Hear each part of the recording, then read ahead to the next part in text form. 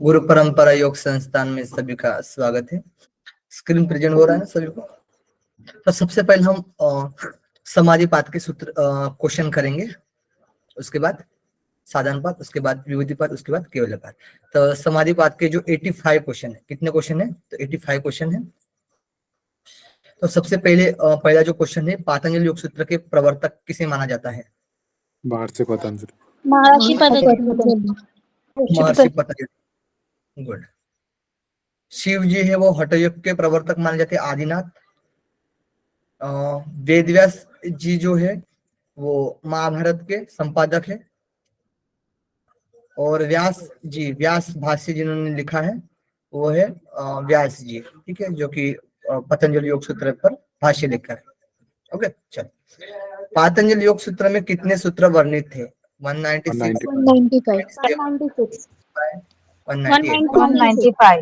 195 option D. हाँ, main text में 195 ही है, लेकिन एक अपने मन से मतलब जोड़ा जाता है किसी किसी ग्रंथ में, अपने थ्रू नहीं किया एक सूत्र को। तो 196 एक विभूति पाद में एक सूत्र ऐड होता है, ठीक है। तो लेकिन मेन जो होता है वो 195। ओके, चलो। पातंजलि योग सूत्र में कितने पाद है? 4, 5, 6, 10? 4 पाद है। ओके, सभी को पता है 4 पाद। वही क्वेश्चन आएगा नेक्स्ट। पातंजलि योग सूत्र में कौन से पाद वर्णित है? ए और बी।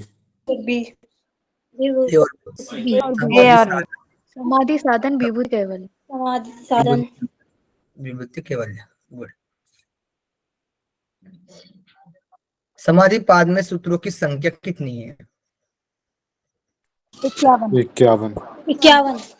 34, 51। समाधि बाद में 51 है, फिर साधन बाद में 55 है, विभूति पाद में 55 है और केवल पाद में 34 है। ओके, चलो। पातंजलि योग सूत्र में प्रथम सूत्र क्या है?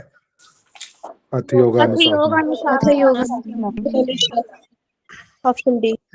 अथ योगानुशासनम। ओके, ऑप्शन डी प्रथम सूत्र अथ योगानुशासनम। योग का अनुशासन चालू होता है यानी अथ शब्द से, ठीक है, चालू से संबंधित होता है, स्टार्टिंग से अथ शब्द का उल्लेख। अथ योगानुशासनम, योग के अनुशासन चालू होता है, ठीक है, पहले ही शब्द से, अथ योगानुशासन सूत्र से। तपस्वाध्याय ईश्वर परिधानानि क्रिया योग, ये साधन पाद का पहला सूत्र है।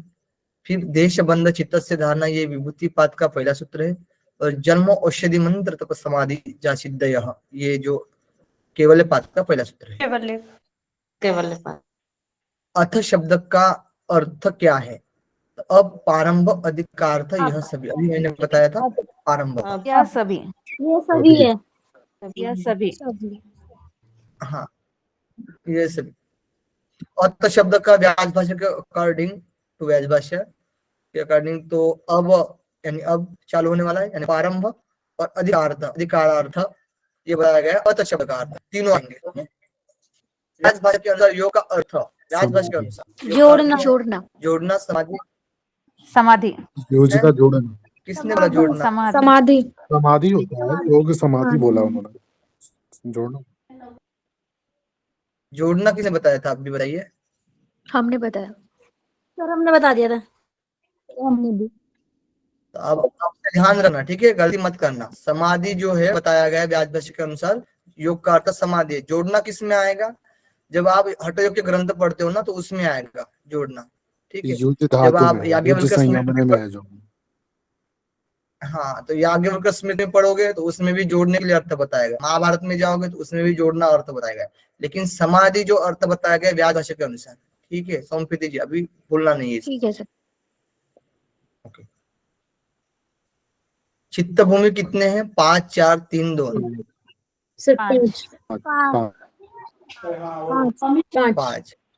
5 है। ओके, चित्त भूमि आरोही क्रम में लगाना है इसमें। आरोही यानी क्षिप्त मोड़ विक्षिप्त कानन में लगना है। Second answer second answer DCA। Okay, D यानी क्षिप्त मूड विक्षिप्त एकाग्र निरुद्ध, ओके, पहले क्षिप्त आएगा, फिर उसके बाद मूड आएगा, फिर विक्षिप्त आएगा, फिर एकाग्र आएगा, फिर निरुद्ध आएगा। ओके, क्षिप्त अवस्था में कौन सा गुण प्रधान होता है?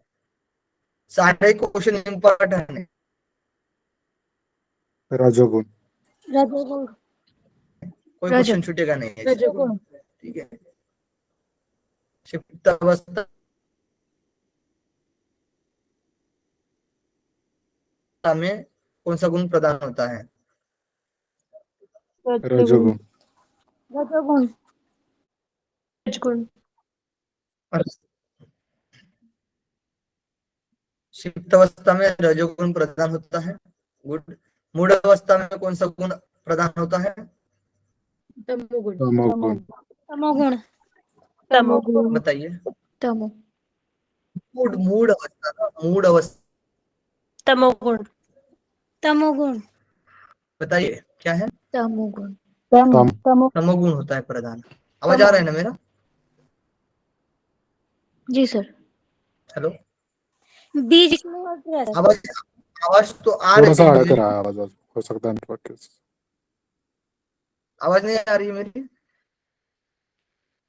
तमोगुण, ओके। आ रही है, आवाज थोड़ी सी अड़क अटक के आ रही है, पर ठीक है, चल जाएगा। बीच बीच में कट हो रहा है। विक्षिप्त अवस्था में कौन सा गुण प्रदान होता है? चलो, तो क्वेश्चन क्या था? विक्षिप्त अवस्था में कौन सा गुण प्रधान रहता है? सत्व और रज। सत्व और रज। सत्व और रजगुण और प्रदान। रजोगुण। Okay, good. एकाग्रता अवस्था में कौन सा गुण प्रदान होता है? सत्व। सत्व। सत्व। एकाग्रता अवस्था में सत्व। ठीक है, सभी लोग पार्टिसिपेट करना है। निरुद्धावस्था में कौन सा गुण प्रधान रहता है? इनमें से कोई नहीं। इनमें से कोई नहीं। कोई नहीं। सही आंसर दीजिए, सही आंसर, सही आंसर दीजिए। गुणातीत। सही है सर, गुणातीत अवस्था। नैन्सी जी, गुड। गुणातीत अवस्था, कोई गुण विद्यमान नहीं रहता है। किस अवस्था में योग समाधि माना जाता है? किस अवस्था में समाधि एकाग्र और या फिर निरुद्ध। योग की एकाग्रता और अवस्था? एकाग्रता और निरुद्ध अवस्था। ऑप्शन सी, एकाग्रता और निरुद्ध अवस्था। एकाग्रता अवस्था किस समाधि से संबंधित है? संप्रज्ञात, असंप्रज्ञात, ए और बी दोनों? इनमें से कोई? संप्रज्ञात। एकाग्रता जो अवस्था होती है वो संप्रज्ञात समाधि से संबंधित होती है। नेक्स्ट क्वेश्चन है, निरुद्ध अवस्था किस समाधि से संबंधित है? संप्रज्ञात होगा। असंप्रज्ञात। तो निरुद्ध अवस्था असंप्रज्ञात समाधि से संबंधित है। नेक्स्ट क्वेश्चन है, पतंजलि के अनुसार योग की परिभाषा। समत्वम योगोच्यते योगस्थित वृत्ति निरोधः। Option B. योग योगश चित्त वृत्ति निरोधः, चित्त की वृत्तियों का निरोध करना ही योग कहा गया है पतंजलि के अनुसार। फिर समत्वम योग उच्यते, ये भगवद गीता में आप दूसरे अध्याय में जो सांख्य योग का अध्याय बताया गया है उसमें 48 नंबर श्लोक में बताया गया है समत्वम योग उच्यते। फिर जीवात्मा परमात्मा का मिलन, ये जो हठ योग के ग्रंथ में भी बताया जाता है, जो योग की परिभाषा, और याज्ञवल्क्य स्मृति में भी है और महाभारत में भी बताया जाता है। सांसारिक वस्तु का त्याग, बताइए इसका। सांसारिक वस्तु का त्याग, ये किस ग्रंथ में परिभाषा बताई गई है योग की परिभाषा? योग वशिष्ठ। योग वशिष्ठ में। गुड, योग गुड, वशिष्ठ। योग वशिष्ठ, नाइस। दृष्टा अपने स्वरूप में कब स्थित होता है? चित्तवृत्ति के बाद, चित्त निरोध के बाद। के बाद,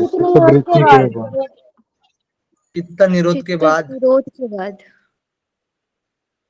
चित्त निरोध के बाद, ठीक है।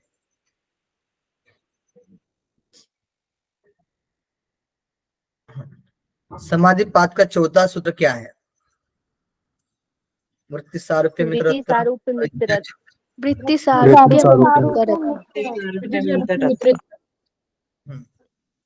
वृत्ति सारूप्य मित्रत्र, वृत्तियों के स्वरूप में हो जाता, मतलब मृत्यु के स्वरूप में हो जाता है, वो जो वृत्ति आ जाती है तो, ठीक है। और फिर अविद्या क्षेत्र मुत्तरेश्याम प्रसुप्तनु विच्छिन्न धाराणाम, ये जो बताया गया है ये दूसरे समाधि पाद का चौथा नंबर है। त्रयम एकत्र संयम, ये बताया गया है विभूति पाद का चौथा सूत्र है। और निर्माण चित्तान्य स्मिता मात्रा, ये केवल पाद का चौथा नंबर सूत्र है। वृत्तियों के कितने भेद किए हैं? 2 है, क्लिष्ट और दो अक्लिष्ट। क्लिष्ट और क्लिष्ट और अक्लिष्ट। क्लिष्ट और अक्लिष्ट। हाँ, क्लिष्ट जो होती है वो संसार में लेकर जाती है और अक्लिष्ट जो होती है वो मुक्ति की तरफ लेकर जाती है। नेक्स्ट क्वेश्चन है, वृत्तियों के 2 भेद कौन से हैं? कृष्ण अकृष्ण, क्लिष्ट अक्लिष्ट, ए बी, इनमें से कोई नहीं। हो गया सर, ये क्लिष्ट क्लिष्ट अक्लिष्ट। Option B. क्लिष्ट और क्लिष्ट अक्लिष्ट। बी। Good. अक्लिष्ट वृत्ति क्या करती है? संसार में बांधने वाली। संसार में बांधने वाली। संसार में बांधने वाली।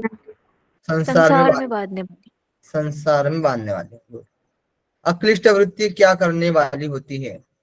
समाधि में सहायक। समाधि में सहायक।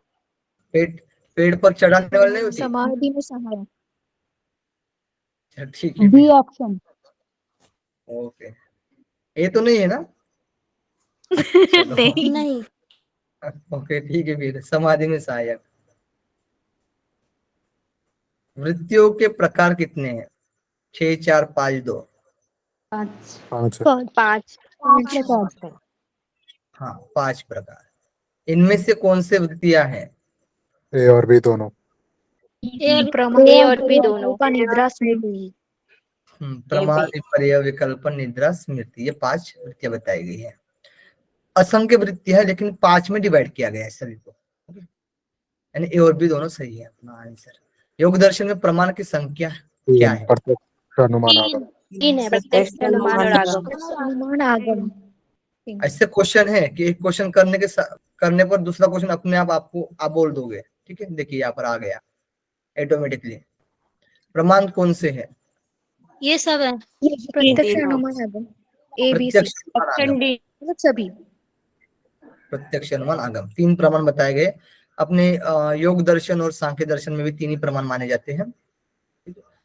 और जब चार्वाक दर्शन जाएंगे तो उसमें 1 प्रमाण माना जाता है। बौद्ध और जैन में 2 प्रमाण माने जाते हैं। वैशेषिक में 2 प्रमाण माने जाते हैं। न्याय में 4 प्रमाण माने जाते हैं। और पूर्व मीमांसा में एक तो समथिंग 5 भी ऑप्शन आ सकता है, एक तो 6 भी ऑप्शन आ सकता है। तो दोनों मानकर चलना, क्योंकि यहाँ पर 2 जो भाष्यकार हुए कुमारिल भट्ट और प्रभाकर, तो इनके अनुसार 5 और 6 है।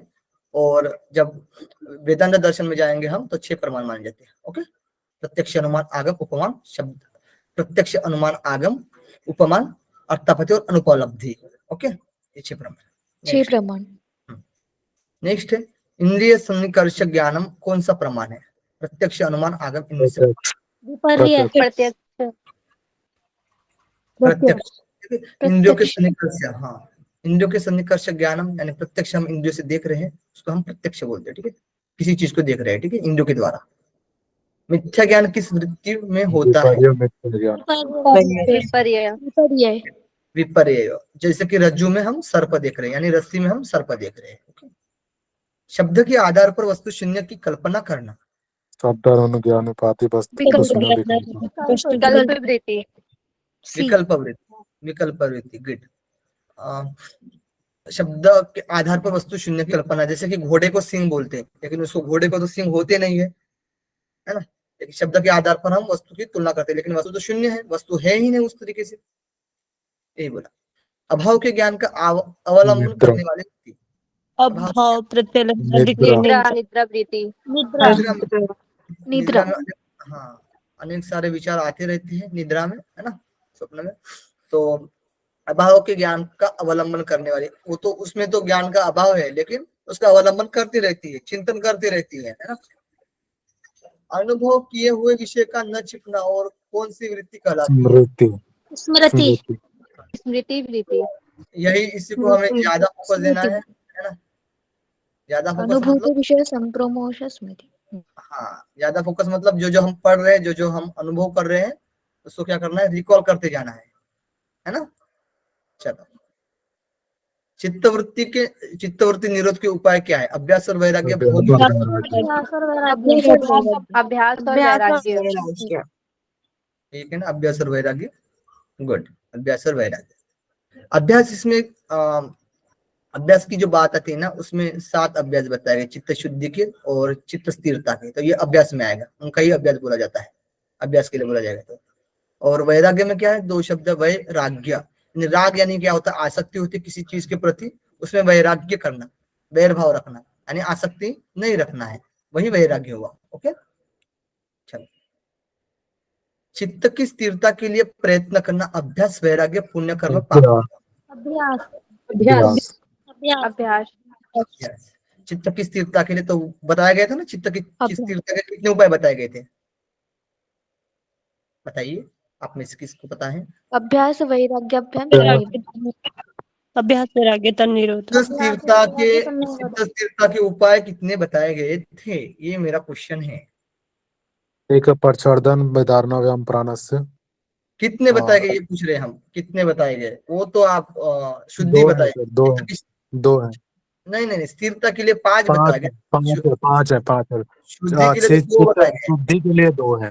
हाँ, मैत्री करुणा मुदितोपेक्षा नाम, ये वाला जो बताया गया है, ये शुद्धि के लिए बताया गया। मैत्री करना चित्त शुद्धि पिता के उचित। लिए। हाँ, और और प्रच्छदन एक हाँ, प्रच्छदन तो जो बताया गया, वो भी शुद्धि क्रिया के लिए बताया गया। धारणा सूत योगिता मंशा।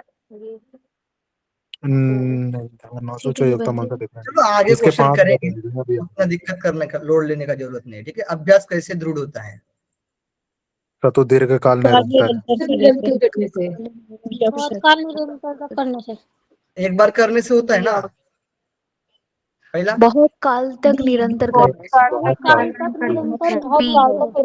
दीर्घ काल निरंतर सत्कार से होता ओके, बहुत काल तक निरंतर करने से अभ्यास दृढ़ होता है। गुड। दृष्ट और अनुश्रव्य विषय में तृष्णा का अभाव होना, यह किसका लक्षण है? अपर वैराग्य, वशीकार संज्ञा वैराग्य। अपर वैराग्य। अपर वैराग्य। जो दिख रही है, जिसको हम सुन रहे हैं, उसमें तृष्णा का अभाव होना, उसमें अभाव है, ठीक है, किसका लक्षण है? तो अपर वैराग्य, इसी को वशीकार संज्ञा वैराग्य भी कहा जाता वशीकार संज्ञा वैराग्य भी बोला जाता है। दोनों चीज ध्यान रखना। प्रकृति के गुणों में तृष्णा का अभाव होना, है। पर वैराग्य। पर वैराग्य। इसमें पर वैराग्य आएगा। ओके, तो प्रकृति के लिए शब्द यूज किया जाएगा तो पर वैराग्य, और जो देखे और सुने में शब्द यूज किया गया तो अपर वैराग्य या फिर वशीकार वैराग्य, ये दोनों शब्द ध्यान रखना, ठीक है। नेक्स्ट है, संप्रज्ञा समाधि के कितने भेद है? 4 हैं, वितर्क, विचार, आनंद, अस्मिता में। विचार आनंद अस्मिता रूप अनुगमत संप्रज्ञातः। गुड, हाँ, सो 4। वितर्क विचार। गुड, वितर्क विचार क्या है, बताइए एक बार। वितर्क, विचार, रूप अनुगमत संप्रज्ञात। ठीक है, यहाँ ही पर दिया गया है, संप्रज्ञा समाधि से संबंधित है। वितर्क विचार आनंद, मतलब option A and option C. Option D. हाँ, वितर्क विचार आनंद अस्मिता, विकल्प विपर्य, ये तो अपना वृत्ति है ना। ओके, नेक्स्ट क्वेश्चन है, एक मिनट, कहाँ गया? यही है, समाधि के भेद बताए गए हैं, ठीक है, समाधि के भेद बताए गए हैं। संप्रज्ञात और असंप्रज्ञात लगाना है। समाधि में साक्षात्कार बताया गया है, इन दोनों के संबंध का मिलान करना है। तो किसके थ्रू किसका साक्षात्कार होता है, यानी ये समाधि के प्रकार बताए गए। वितर्क से स्थूल है, विचार से तन्मात्रा। वितर्क के लिए स्थूल होगा, विचार के लिए आनंद के लिए इंद्रिय, और अस्मिता के लिए जीवात्मा। आनंद के लिए हो जाएगा इंद्रिय और जीवात्मा। आनंद के लिए इंद्रिय और अस्मिता के लिए जीवात्मा। Okay, good. तो वितर्क स्थूल में आता है। वितर्क एक जो प्रकार है समाधि का, उसमें स्थूल विषयों का ज्ञान होता है, फिर विचार में तन्मात्रा विषय का, यानी उससे सूक्ष्म हो गया, ठीक है, और आनंद में इंद्रिय, और अस्मिता में जीवात्मा। एडीबीसी। एडीबीसी, एडीबीसी ऑप्शन सी। हाँ, गुड। समाधि पाद का 18 नंबर का सूत्र। 18 नंबर का सूत्र बताइए। विराम प्रत्यय अभ्यास पूर्ण संस्कार विराम सर्व संस्कार से विराम अभ्यास प्रत्याभ्यास पूर्व संस्कार संस्कार शेष अन्यः। विशेष विशेष लिंग मात्र लिंगानि गुण परवाने, ये साधन पाठ का 18 नंबर है। प्रत्यस्य पर चित्त ज्ञानम, ये विभूति पाठ का 18 नंबर सूत्र है। और सदा ज्ञाता चित्त वृत्तयस्तत् प्रभो पुरुषस्य परिणामित्वा, ये केवल पाठ का 18 नंबर सूत्र है। भव प्रत्यय कौन सी योगी है? साधारण योगी। अरे कहाँ गया? भव प्रत्यय कौन सी योगी है? साधारण योगी, ऑप्शन बी विधेय और प्रकृति योग। विधेय और प्रकृति लय। विधेय और प्रकृति लय। ऑप्शन विधेय हाँ, और प्रकृति लय। भव प्रत्यय में दो टाइप के आएंगे, विधेय और प्रकृति लय। साधारण योगी जो होंगे वो श्रद्धा वीर्य स्मृति समाधि प्रज्ञा, इनका जो पालन करते हैं ये साधारण उपाय पढ़ते होंगे, ये उपाय पढ़ते होंगे ना साधारण योग। उपाय प्रत्यय या फिर साधारण प्रत्यय, साधारण योगी। ठीक है, गुड। उपाय प्रत्यय योगी है। हाँ, वही एक श्रद्धा क्वेश्चन। वीर्य स्मृति समाधि प्रज्ञापूर्वक। सदा वीर स्मृति समाधि प्रज्ञापूर्वक। वीर्य स्मृति समाधि प्रज्ञापूर्वक इतरेषु। श्रद्धा वीर्य स्मृति समाधि प्रज्ञापूर्वक इतरेषानम, तो उपाय प्रत्यय। सभी लोग पार्टिसिपेट करना है, ठीक है। 2-4 लोग ही बोलना नहीं, बाकी भी बोलते जाना है। तीव्र संवेगा नाम आसन्न, सूत्र की संख्या। समझ में ना आ रहा तो पूछना। 21 A21 21। जिनको किसी को भी मीनिंग नहीं समझ में आएगा ना तो पूछ लेना, ठीक है ना। पार्टिसिपेट करना। अंजलि जी, बालकृष्णा जी, ज्योति जी, प्रेमिला जी, अक्षय जी, पटेल जी, आप लोग हो ना? नहीं तो क्लास ज्वाइन करके बस रख दिए मोबाइल, है ना, साइड में, कोई फायदा नहीं है सर, है। हाँ, है ना। गुड। चलो फिर जवाब देते जाना, है ना। कौन से साधक को जल्दी निर्वित समाधि मिलती है? तीव्र अधिमात्र। और ईश्वर प्राणी दोनों। बी और सी दोनों। बी और सी। बी और सी दोनों आएंगे ना। तीव्र अधिमात्र हाँ, बी साधक और से सी दोनों होगा, ईश्वर प्राणी दोनों से भी जल्दी। तीव्र अधिमात्र और ईश्वर प्रणिधान दोनों से होगी। योग दर्शन में कितने प्रकार के साधक माने गए हैं? निर्जय मध्य और अधिमात्र। 3 प्रकार के मृदु मध्य और अधिमात्र। 3 प्रकार के, मृदु मध्य अधिमात्र। गुड। हम व्यास भाषा में जाएंगे तो उसके भी 3 प्रकार हो जाएंगे, है ना। 9 प्रकार। क्लेश कर्म विपाक आशय से संबंधित नहीं है। पुरुष पुरुष विशेष ईश्वर ईश्वर बी और सी। ईश्वर। बी और ईश्वर यहाँ पर जो डी होगा ऑप्शन ये होगा। सी ऑप्शन है, ठीक है ना। पुरुष विशेष ईश्वर दोनों आप होगा गलती- ना, दोनों। पूर्वेशामपि गुरु कालेनान वच्छेदात्। बहुत लोग गलती करते हैं। दोनों है ना, दोनों ऑप्शन है, बी और सी दोनों आएगा ना। पुरुष विशेष ईश्वर कहा गया है ना, तो पुरुष विशेष किसके लिए बोला गया? ईश्वर के लिए बोला गया है। तो दोनों ऑप्शन है, ऑप्शन में दोनों है तो दोनों लगाना है। एक रहा तो एक लगाना है, एक रहा तो पुरुष विशेष लगाना है पुट में, ठीक है। पुट में एक ऑप्शन रहा तो पुरुष बी विशेष सी लगाना दोनों है, ही होंगे। और 2 ऑप्शन रहे तो ईश्वर भी लगाना है। ये ध्यान रखना, मिलान करना है। क्लेश क्या है, कर्म क्या है, विपाक क्या है, आशय क्या है, इनसे अलग है ना पुरुष विषय। तो ये क्या है? क्लेश क्या है? अविद्या अविद्या आदि। सिर्फ अविद्या नहीं, अविद्या। अविद्या आदि है ना। अविद्या, अस्मिता, राग, द्वेष, अभिनिवेश, 5 आएंगे, ठीक है। अविद्या आदि इसमें दिया है ना शब्द आदि। कर्म क्या है? पुण्य और पुण्य पाप। और पाप। हाँ, पुण्य ये पाप। जो हम कर्म करते हैं, पुण्य पाप का कर्म करते हैं ना। विपाक क्या है? कर्म के फल। कर्म के फल, जो भी फल मिलते हैं वो विपाक है। और आशय, कर्म संस्कार। कर्म संस्कार, जो हम कर्म किए हैं वो संस्कार में बैठ गए हैं, आशय है, ठीक है। तो BACD, okay, C number. Good. Next question है, सर्वज्ञता का बीज किसमें है? ईश्वर के लिए। ईश्वर के लिए। महामानव तत्र नितिशयम् सर्वज्ञ बीजम्। आदि मानव। तत्र निरतिशयम् सर्वज्ञ बीजम्। ओके, ठीक, ईश्वर के लिए है। गलत कोई नहीं देता इसमें, योग सूत्र में, है ना। सब होशियार है। चलो, सबका गुरु कौन है? ईश्वर। ईश्वर ईश्वर। अच्छा, ईश्वर। ठीक है, ऐसा क्वेश्चन आया था, मानो आदि मानो, तो ईश्वर लगाना है। आया था एक बार क्वेश्चन। ईश्वर का वाचक कौन है? प्रणव, ओम, प्रणव। तस्य वाचकः प्रणव। वाचक प्रणव। बट दोनों ऑप्शन ए और आई और बी दोनों दोनों ऑप्शन लगेगा, होगा हम सर। भी कहते हैं। ए और कूट है बी ना? दोनों। एंड बी दोनों ही होंगे, प्रणव और ओम। हाँ, कूट है तो दोनों लगाना है, कूट नहीं है तो बस प्रणव पर जाना है, सिर्फ प्रणव पर। ओके, चलो। तज्जपस्तदर्थ भावनम सूत्र संख्या है 28। के अर्थ मात्र की भावना करनी चाहिए, किसके? ओम के। तज्जपस्त, ये क्वेश्चन आया था, अब भी लेटेस्ट क्वेश्चन है। ऑप्शन सी होंगे। ऑप्शन 28। सी। बाकी बताइए 26 नंबर सूत्र है, कितना नंबर फर्स्ट है? चैप्टर का 25 नंबर। क्वेश्चन 1। सही है, 25 नंबर। बाकी कंफर्म नहीं होगा 28 इसका। 28 है। 28 है वो, ऐसे 25 नहीं होगा। ओके, 28 पूजा जी देख है। लिया आपने? फर्स्ट वन देख लिया ना आपने? ओके, ठीक है। जी सर, वन जी सर। Okay, good. ईश्वर के नाम जब स्वरूप का फल,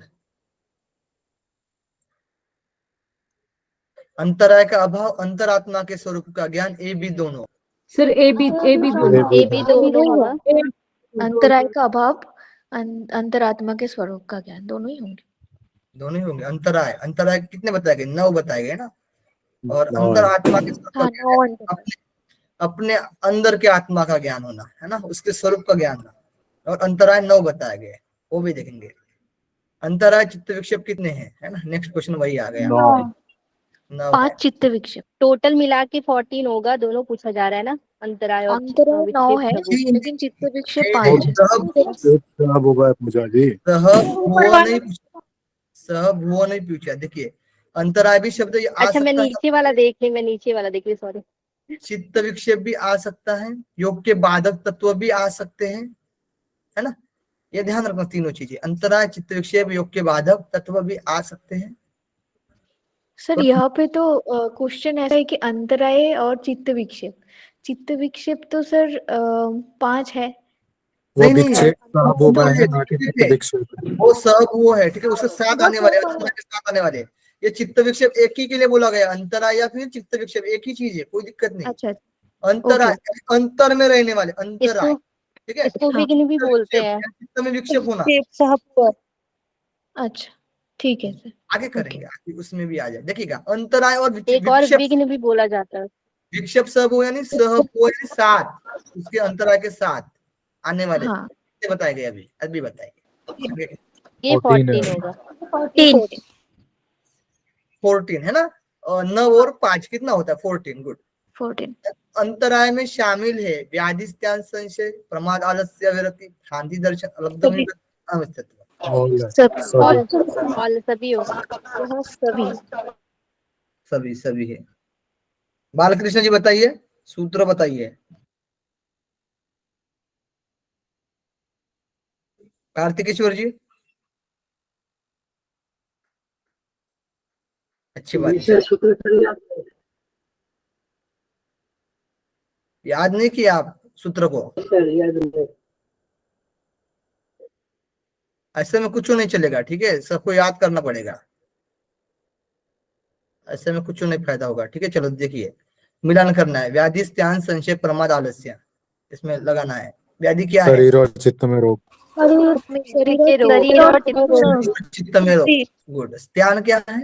अकर्मण्यता। अकर्मण्यता, हाँ, अकर्मण्यता होना, है ना।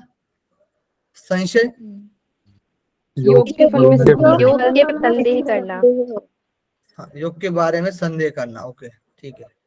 प्रमाद, योग साधन में साधन में बेपरवाही। योग साधना में बेपरवाही, प्रमाद। आलस्य, तमोगुण अधिकता। तमोगुण की अधिकता। गुड।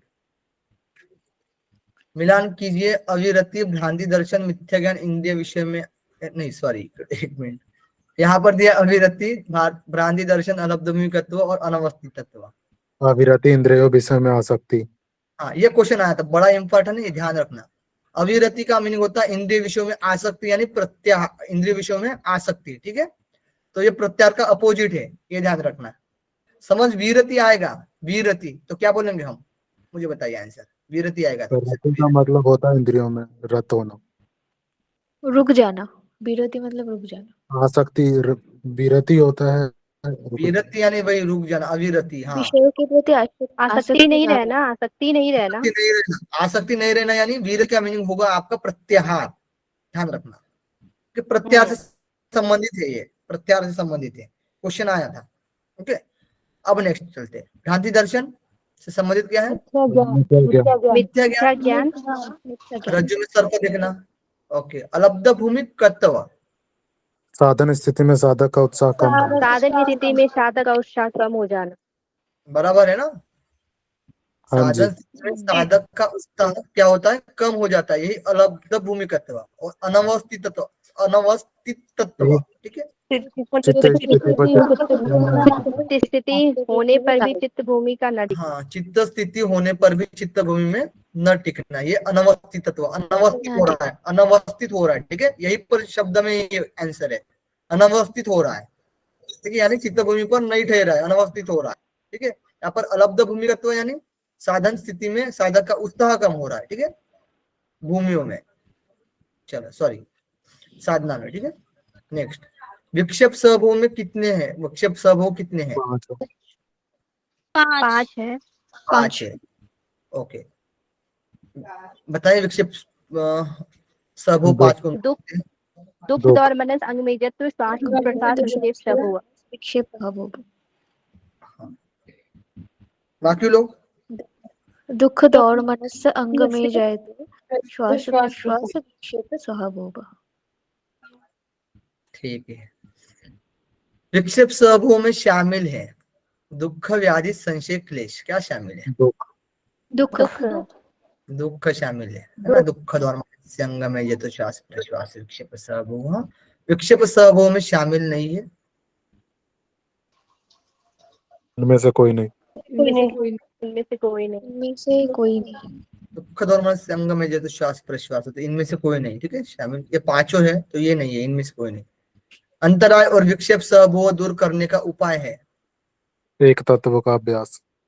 ईश्वर प्राणिधान और एक तत्व का अभ्यास। और एक तत्व का अभ्यास। दोनों आएगा ना, अभी तो उत्तर ही पढ़ा था हमने, अंतराय और विक्षेप स्वभाव। हाँ, ऑप्शन नहीं होंगे। और एक तत्व, ऐसे मिलकर आता है क्वेश्चन, ठीक है, ध्यान रखना है। ए और सी। चित्त शुद्धि के उपाय क्या है? भावना चतुष्टय, बाह्य कुंभक, विषयवती प्रवृत्ति व विषय का व ज्योतिषमती, वितराग विषयम व चित्तम, स्वप्न निद्रा ज्ञान, भावना चतुष्ट, बाह्य कुंभक, ज्योतिषमती प्रवृत्ति। तो भावना चतुष्टय और बाह्य कुंभक, ठीक है, ये बताया गया है शुद्धि के। लेकिन ध्यान रखना आप लोग, शुद्धि के लिए है, लेकिन समझ ऑप्शन में ये विषयवती प्रवृत्ति उत्पन्न, ये वाला जो है, ठीक है, सूत्र, और विषय का ज्योतिषमती, वितराग विषय व चित्तम, ठीक है, स्वप्न, ठीक है, यथा अभिमत ध्यान, तो ये समझ ऑप्शन में नहीं रहेगा। और चित्त स्थिरता के लिए पूछा जाएगा, ये तो चित्त शुद्धि का है, ठीक है, लेकिन स्थिरता के लिए पूछा जाएगा तो ये लगा लेना है हमें, भावना चतुष्टय और बाह्य कुंभक, यानी मैत्री करुणा मुदितोपेक्षानम सुख दुख पुण्य पुण्यनम विषयनम भावना, ठीक है, ये लगाना है, ठीक है। पश्चाधर्म विधान प्राणस्य बाह्य कुंभक, उसको बाह्य कुंभक करना है, यानी श्वास छोड़ते रहना है, कुंभक करना है, श्वास छोड़ना है, कुंभक करना है। ओके, और ये जो 5 बताए गए विषयवती प्रवृत्ति उत्पन्न, ये जो 5 बताए गए हैं ये अपने स्थिरता के उपाय। अब मिलान कीजिए, मैत्री करुणा, ये हर बार क्वेश्चन है। करुणा, दुखी, उपेक्षा, मैत्री करुणा, दुखी, मुदिता, पुण्य, मनीषा, इच्छा पुण्य के साथ, दुखियों के लिए, और उपेक्षा अपुण्य। अपुण्य के लिए। तो मैत्री सुखी व्यक्ति के प्रति करनी चाहिए, करुणा दुखी व्यक्ति के प्रति, मुदित यानी प्रसन्नता पुण्य व्यक्ति के प्रति दिखाना चाहिए, और उपेक्षा अपुण्य व्यक्ति के प्रति। ओके, चित्त स्थिरता के उपाय क्या है? ये सभी है। सभी विषयविति प्रवृत्ति विशोका वा ज्योतिस्मति वितराग विषयम वा चित्तम स्वप्निद्रा ज्ञान लग्नम वा यथा भूमि ध्यानत्वा। अद्वैत सभी सब बस दो तीन लोग तैयारी करके आए, बाकी नहीं आए है ना। सब लोग बोलिए साधक की चित्त स्थिरता परिपक्वता के लक्षण क्या है। हम टाइम दे रहे सबको, ठीक है, सब लोग बोलिए, कोई दिक्कत नहीं है, आराम से करेंगे क्वेश्चन। साधक की चित्त स्थिरता परिपक्व के लक्षण क्या है। परमाणु से महत्व, परमाणु से महतत्व, परमाणु से महतत्व, परमाणु से महत्व, ओके। बाकी खुशबू जी, कार्तिकेश्वर जी, ओके। परमाणु से महतत्व तक, छोटे से लेकर बड़े तक, ओके। साधक के जब चित्त स्थिरता परिपक्व हो जाती है, जो 5 स्थिरता के उपाय बताए गए थे ना और शुद्धि के, तो ये जब परिपक्व हो जाते हैं तब क्या होता है, परमाणु से परम महत्व तक वो क्या होगा, उसके अधीन हो जाएगा, उस साधक के अधीन सारी चीजें, ओके। ग्रहिता ग्रहण ग्राह्य में निर्मल चित्त स्थित हो जाने से कौन सी समाधि प्राप्त होती है। निर्मल चित्त जो है वो स्थित हो गया तो समापत्ति, समापत्ति, समापत्ति, समापत्ति, समापत्ति, ओके। समापत्ति को हम संप्रज्ञात समाधि भी बोला जाता है, नेक्स्ट नाम पूछा जाएगा तो, लेकिन जो सूत्र में दिया गया समापत्ति, तो यही ध्यान रखना है। मिलान करना है ग्रहण ग्रहिता ग्राह्य, ग्रहण इंद्रिय अंतःकरण, ग्रहण इंद्रिय अंतःकरण और ग्रहिता हो जाएगा विषय पुरुष, नहीं सॉरी पुरुष और ग्राह्य ग्रह पंचभूत, और ग्राह्य हो जाएगा पंचभूत और विषय। पंचभूत और विषय। हाँ, ग्राह्य जो होगा पंचभूत और विषय। हम्म, बीएससी, बीएससी ग्रहण कर रहे हैं, इंद्रियों के द्वारा ग्रहण कर रहे हैं किसी चीज को, तो कौन कर रहा है ग्रहण, ग्रहिता कर रहा है, पुरुष कर रहा है। और ग्राह्य, ग्राह्य करने लायक यानी किसको ग्रहण कर रहे हैं, तो पंचमहाभूत को या फिर पंचमहाभूत के विषय को, ओके। ये जो पंचमहाभूत का विषय क्या है, जलेबी है, समझ, हर एग्जांपल है ना, हमने पिछली बार भी एक दिया था एग्जांपल। अभी जलेबी को क्या कर रहा है, वाह जो मुख्य इंद्रिय है वो खा रहा है ना, यानी ग्रहण कर रहा है। कौन भोग रहा है, उसका भोक्ता कौन है, तो ग्रहिता यानी पुरुष है, ओके। पुरुष। स्पष्ट। शब्द अर्थ ज्ञान इन तीनों के विकल्प से मिली हुई समापत्ति क्या कहलाती है। शब्द अर्थ ज्ञान सवितर्क, सविचार, सवितर्क का सविचार, समापत्ति वैसे कहा गया, सवितर्क को ही और सविचार, गुड। सवितर्क और सविचार, ये शब्द अर्थ ज्ञान, ये तीनों शब्द रहेंगे, ठीक है। गाय में शब्द भी है, गाय शब्द, उसका अर्थ भी और उसका ज्ञान भी, ये तीनों, ठीक है। सवितर्क सविचार। निर्वितर्क और निर्विचार में क्या होगा, सूक्ष्म विषय रहेंगे, ठीक है। ये सूक्ष्म विषय चार लिंग परिवर्तन करके। नेक्स्ट क्वेश्चन है, शब्द अर्थ ज्ञान इन तीनों के स्थूल विषय से मिली हुई समापत्ति क्या कहलाती है। स्थूल विषय में क्या होगा, सवितर्क, सवितर्क, तो सवितर्क सविचार, बताइए क्या है इसका आंसर। सवितर्क सविचार, सविचार, ऑप्शन ए। ऑप्शन ए कैसे हो सकता है, मुझे ही नहीं समझ में आ रहा है। शब्द ज्ञान अनुभव, दिमाग लगाइए। ऊपर क्या पढ़ा था हमने, स्थूल विषय है ना, स्थूल विषय। ऊपर बस बेसिक बताया था, ठीक है। बेसिक में क्या पूछा था कि उसमें कोई स्थूल सूक्ष्म पूछा नहीं गया, बस शब्द अर्थ ज्ञान इन तीनों के विकल्प से मिली हुई समापत्ति क्या कहलाती है, तो वो थी सवितर्क और सविचार, क्योंकि यहाँ पर स्थूल और सूक्ष्म बताया नहीं गया है। जब स्थूल सूक्ष्म की बात आएगी तो सवितर्क में स्थूल आएगा और जो सूक्ष्म में क्या आएगा, सविचार आएगा, ओके।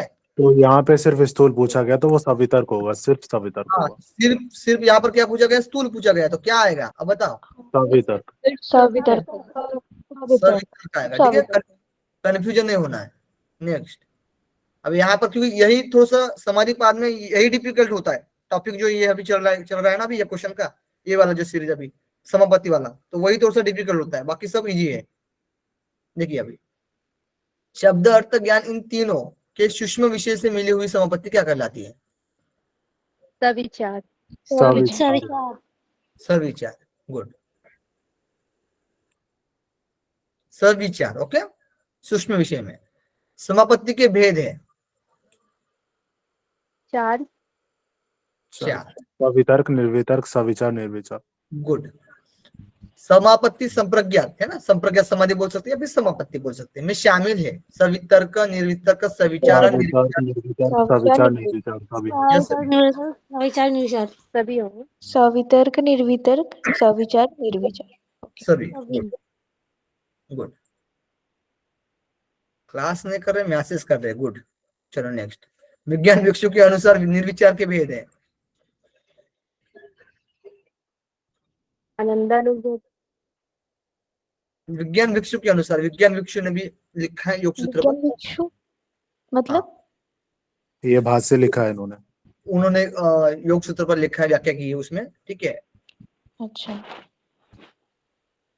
योग सूत्र में। तो उनके अनुसार निर्विचार के आनंदानुगत, अस्मितानुगत। आनंदा अस्मिता आनंद और अस्मिता हाँ, यही तो होंगे ये- निर्विचार ठीक है, निर्विचार की पूछा गया है, ठीक है। लास्ट में जब निर्विचार समाधि रहती है ना, तो उसके जो दो भेद बताए गए, आनंदानुगत और अस्मितानुगत।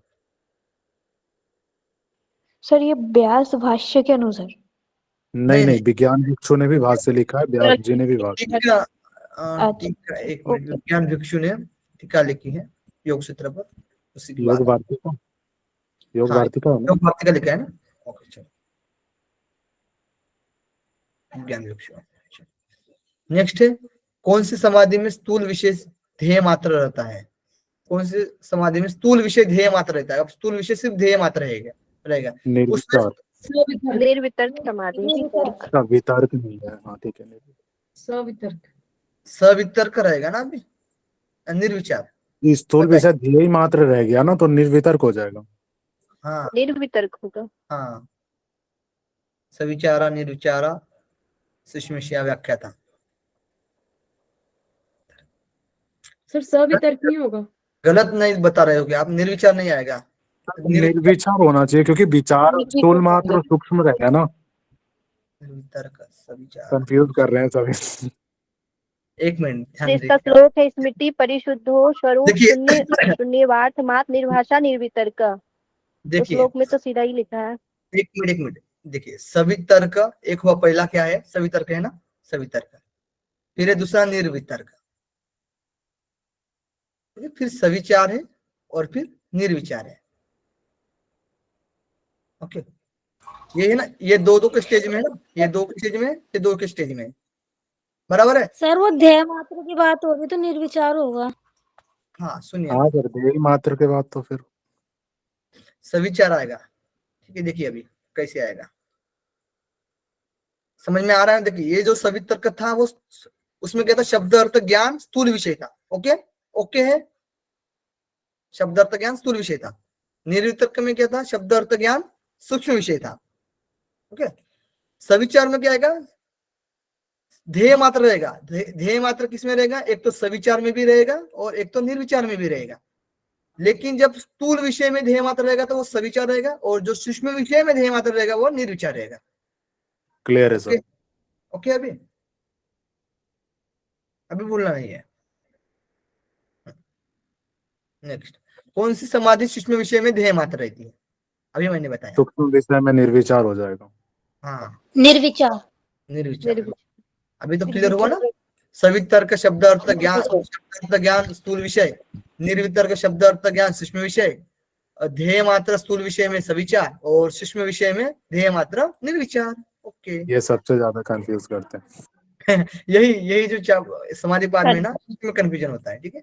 लेकिन इतने सारे क्वेश्चन किए हमने, पूरा तोड़ कर बना दिए उसमें, तो अब कोई दिक्कत ही नहीं है आप लोग को। एक बार क्वेश्चन करने पर पूरा डाउट क्लियर हो जाता है। अब देखिए, इसमें और बनाया है हमने, सवितर्क निर्वितर्क, सविचार निर्विचार, आनंदानुगत, अस्मितानुगत। सवितर्क निर्वितर्क स्थूल में हो जाएगा, सविचार जाएगा। निर्विचार सूक्ष्म में हो जाएगा, हो जाएगा, आनंदानुगत हो जाएगा अहंकार में, अस्मितानुगत हो जाएगा बुद्धि। अहंकार में, आनंदानुगत बुद्धि में। नहीं बताइए। आनंदानुगत बुद्धि होना चाहिए।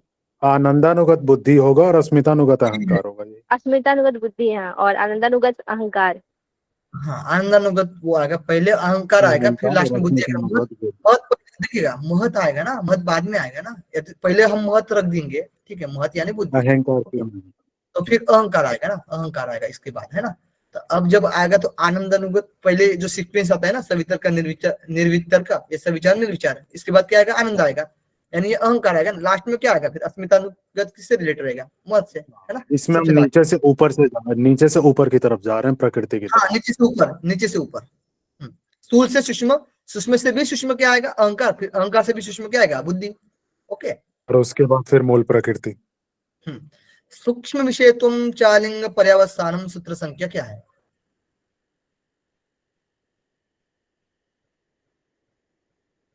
सूक्ष्म विषय 47 I think 45 45 होगा। 47 हाँ 45 क्या 47 है, 45 ही है 45 ही है 45 45 है सर, 45 है। 45। अरे यार मेरा चला, एक मिनट लग गया। हेलो, ठीक है 45 आवाज आ रही है ना मेरी। आ रही है। जी सर। सबित समाधि है, सवितर का निर्वितर का सविचार निर्विचार, ए बी या ए फिर और बी दोनों, ए ए और बी ए दोनों। और बी दोनों। ए भी दोनों ए बी दोनों। तो सवितर का निर्वितर का और सविचार निर्विचार ये सब सभी समाधि है, संप्रज्ञा समाधि। निर्विचार समापत्ति अत्यंत निर्मल होने पर क्या प्राप्त होता है, लास्ट में क्या आएगा, अध्यात्म निर्विचार प्रसाद और ऋतंबर प्रज्ञा दोनों। अध्यात्म प्रसाद और ऋतंभरा प्रज्ञा। अध्यात्म प्रसाद और नितंबरा अध्यात्म प्रसाद और ऋतंबर प्रज्ञा। हाँ, फिर ऋतंबरा प्रज्ञा, ऋतंबरा तत्व प्रज्ञा, सूत्र नंबर क्या है, 148 148। और 148 48 D. Option D. Okay 148। Okay ठीक है। नेक्स्ट है ऋतंबरा प्रज्ञा की विशेषता क्या है, ए और बी। श्रवण वन- अनुमान ए और बी। श्रवण अनुमान से विभिन्न विशेष अर्थ वाली। अनुमान से डी होगा सर, ऑप्शन डी। वाली बुद्धि और श्रुतानुमान प्रज्ञा ध्यान अनविषय विशेषार्थ डी। श्रवण अनुमान से भिन्न विशेष अर्थ वाली, डी। अक्षय जी डी, बाकी नैन्सी जी, मंजू जी, अंबिका जी, कार्तिकेश्वर जी, सब हो ना, शालिखा जी, सर डी। श्रवण रश्मिका अनुमान जी, से D. Pramila ji, D sir D.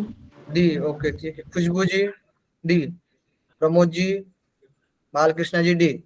श्रवण अनुमान से भिन्न विशेष अर्थ वाली होती है, श्रवण जो कर रहे सुन रहे हैं या फिर अनुमान लगा रहे हैं उससे भी भिन्न अर्थ वाली होती है ऋतंबरा प्रज्ञा। ठीक है, नेक्स्ट है ऋतंबरा प्रज्ञा से उत्पन्न होने वाला संस्कार से क्या होता है, ऋतंबरा प्रज्ञा का संस्कारों को बाध्य करते हैं। बाध्य करते हैं। अन्य अन्य संस्कार, संस्कारों को बाध्य करते हैं। अन्य संस्कारों को बाध्य बाध्य करते हैं ऑप्शन डी। अन्य संस्कारों को बाध्य करते हैं। बाध्य कर देता है अन्य संस्कारों को। गुड, आनंद नहीं देता दूसरे संस्कार, है ना। ऋतंबरा लास्ट वाला क्वेश्चन है, सबसे लास्ट। ऋतंबरा प्रज्ञा यानी ऋतंबरा में जो संस्कार है उसका विरोध होने से क्या होता है, सॉरी इसमें निरोध होने से, विरोध नहीं है निरोध होने से है, ठीक है, माइनर मिस्टेक। निरोध होने से क्या होता है, निर्भीक समाधि। निर्विष समाधि। निर्विष समाधि। ऋतंबरा प्रज्ञा का भी संस्कार अब नष्ट हो जाने पर निर्विष समाधि प्राप्त हो। ओके, ये हमारे समाधि पाठ के 85 क्वेश्चन क्लियर हो गए। इसमें से कोई क्वेश्चन आपका छूटेगा नहीं समाधि पाठ का, ठीक है। और कोई सूत्र छूटा नहीं है कि जिससे हमने क्वेश्चन नहीं बनाया है। ओके जी, नेक्स्ट चलते हैं साधन पाद में। Okay, Pooja Rani ji, Somprithi ji, Akshay ji, Nancy ji, but साधन पाद आते हैं। साधन पाद से क्वेश्चन कर लेते हैं अभी। साधन पाद में कितने सूत्रों का वर्णन है, 55। 55 55, ठीक है। और विभूति पाद में भी 55 आता है और केवल पाद में 34 आता है 34। और समाधि पाद में 51 आता है। ओके, साधन पाद का पहला सूत्र क्या है, तपस्वाध्याय परिणाम। तप स्वाध्याय ईश्वर प्रधानानि क्रिया योग। क्रिया योग का सूत्र आता है तप और स्वाध्याय और ईश्वर प्रधानानि, ये शामिल है क्रिया योग में, ठीक है।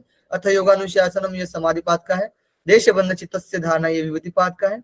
जन्मोष्यदि मंदिर समाधि केवल पाद का है। केवल पाद। हाँ, क्रिया योग में शामिल है तप स्वाध्याय ईश्वर प्रधान, यह सभी ये सभी ये सभी सब। तप स्वाध्याय ईश्वर प्रधान सभी, ये सभी आएगा, ठीक है। तब सदा ईश्वर बंधन क्या है बताइए, मिलान तब करना है। शारीरिक मानसिक कष्ट, शारीरिक मानसिक कष्ट, BCA यशस्का समाधि वार्षिक और स्वाध्याय स्व का ध्यान और इष्ट परिधान शरणागत होना। प्रधान शरणागत, शरणागत समर्पण की क्या हुआ? होनी चाहिए ईश्वर का नाम में। BCA BCA। BCA गुड, ठीक है, लिख लेते हैं BCA। चलो, क्रिया योग का फल क्या है? समाधि की सिद्धि, क्लेश, अविद्या, तनु, राग, तनु, बताइए। समाधि भावनार्थ क्लेश तनु करणार्थ। आदि भावना क्लेश तनु कारणार्थस्य, तो यहाँ पे समाधि की सिद्धि और क्लेश। क्वेश्चन ए है। और बी, अच्छा 2 ऑप्शन दिया है ना। ए और बी। तो ये आंसर दे ही नहीं पाओगे। हाँ बताइए, कोई आंसर दे सकता है सही? क्रिया बड़ा कंफ्यूजन क्लेश है। का तनु है तो सर क्लेश का तनु है तो डी होना चाहिए, और लेकिन समाधि क्लेश की तनु नहीं सिद्धि लिखा हुआ है तो वो कंफ्यूजन है। सर 3 नंबर हो सकता है, 3 नंबर। अविद्या की तनुकरण। परफेक्ट नहीं विद्या और दे। राग तो दोनों एक ही में आ जाते हैं ना, विद्या अस्मिता राग द्वेष अभिनिवेश सब तो है। देखिए आंसर कोई बताया क्या? बताइए, परफेक्ट बताइए, कोई बता सकता है तो। सर समाधि की सिद्धि मुझे और तो वहाँ 3 क्लेश लग तनु रहा है लिख सर, दो, मुझे वही 3 होगा। लग रहा है सर। उसको बख्शिश मिलेगा। ऑप्शन सर ए। क्लेश तनु लिख दो फिर दोनों सही है, नहीं तो वैसे सारे सही है। Sir 4th option, 4th AC, की समाधि की सिद्धि होगी। AC sir. AB। माझ्या करते आवाज बघा तुमचा, म्यूट करिएगा, ठीक है। चलो, समाधि की सिद्धि और यहाँ पर अविद्या आदि लिखा है ना, आदि यानी सब आ जाएंगे, इसमें तनु हो रहा है। आप क्लेश बोलो, यहाँ पर क्लेश तनु के लिए शब्द यूज नहीं किया है, सिर्फ क्लेश बोला गया है। लेकिन यहाँ पर अविद्या आदि तनु यानी अविद्या अस्मिता राग द्वेष अभिनिवेश, ये पांचों आएंगे, इसका तनु होना और समाधि की सिद्धि होना, यही क्रिया योग का फल है। ओके, ए और सी आंसर सही है, जिसने भी बताया होगा उनका सही है। ओके, चलो नेक्स्ट, क्लियर, गुड। क्लेश कितने जी सर। प्रकार के हैं? क्लेश कितने प्रकार के हैं? 5 प्रकार। 5 प्रकार के। 5। 5। तो पता ही है क्लेश क्या है, कितने प्रकार के, 5 कौन से है तो, है ना, सभी को पता है। अविद्या अस्मिता राग विद्या स्मिता राग द्वेष अभिनिवेश। क्लेश अभिनिवेश, गुड, ठीक है। अब देखिएगा साधक और साधना, ये भी क्वेश्चन आ सकता है मे भी। चलो मिलान करना इसमें, अष्टांग मृदु योग, क्रिया योग है, और अभ्यास और वैराग्य। उत्तम साधक, तो मृदु साधक, उत्तम जो है वो अभ्यास वेदों के लिए करता है। अष्टांग है। हाँ, मृदु वेदों साधक के लिए के अष्टांग योग, होगा, मध्य के लिए क्रिया योग होगा और अभ्यास और वैराग्य। और मध्य और जो है उत्तम क्रिया योग करेंगे। हाँ, मध्यम में क्रिया योग और उत्तम में अभ्यास वैराग्य। तो उत्तम में अभ्यास अभ्यास वैराग्य के लिए उत्तम साधक अभ्यास वैराग्य का अभ्यास करता है, ठीक है, यानी साधना करता है अभ्यास वैराग्य की उत्तम साधक। और मृदु साधक अष्टांग योग की साधना करता है, और मध्य साधक जो होता है वो क्रिया योग का साधक है। ओके, चलो नेक्स्ट एक, इनमें से क्लेश है अविद्या, तनु, प्रसुप्त, राग द्वेष अभिनिवेश अस्मिता। अविद्या अस्मिता अभिनिवेश, ए और डी। अविद्या ACD, ACD। ACD। अविद्या राग द्वेष अभिनिवेश अस्मिता। Option Okay. 3। Option ACD, okay good. अविद्या, राग द्वेष अभिनिवेश और अस्मिता, ठीक है, अविद्या अस्मिता राग द्वेष अभिनिवेश, मिलान करना है। अविद्या अस्मिता राग द्वेष अभिनिवेश, अनित्य और नित्य अविद्या। अविद्या नित्य, अनित्य में नित्य देखना, ये क्या है? अविद्या है। अस्मिता अस्मिता दृक और दर्शन शक्ति का एक होना। एक होना, दृक दर्शन, दृक दर्शन क्या होता है? पुरुष होता है, दृक यानी पुरुष होता है, दर्शन यानी प्रकृति होती है, यानी बुद्धि होती है, ठीक है। ये तो अलग अलग है लेकिन हम एक समझते हैं, यही अस्मिता है। ओके, राग क्या है? सुखानुसयी राग। सुखानुसयी राग। द्वेष, जब राग सुखानुसयी आसक्ति, आसक्ति सुख। अनुशायी सुख होंगे, सुख। सुखानुसयी द्वेष। तविद मतलब सुखानुशय और द्वेष। अभिनिवेश मृत्यु का भय। मृत्यु का भय। ओके, तो अभिनिवेश मृत्यु का भय होता है, विवेकशील पुरुष में भी मृत्यु का भय होता है, यानी अभिनिवेश होता है।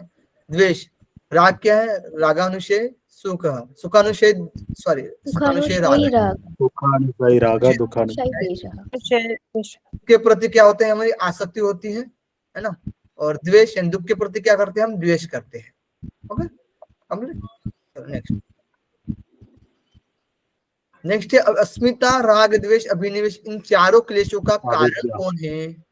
अविद्या। अविद्या अविद्या, सभी क्लेशों की जननी अविद्या है। विद्या महाविद्या नहीं है, अविद्या है। चलो पंचक्लेश नहीं है, हाँ, विद्या है। महाविद्या कैवल्य का है।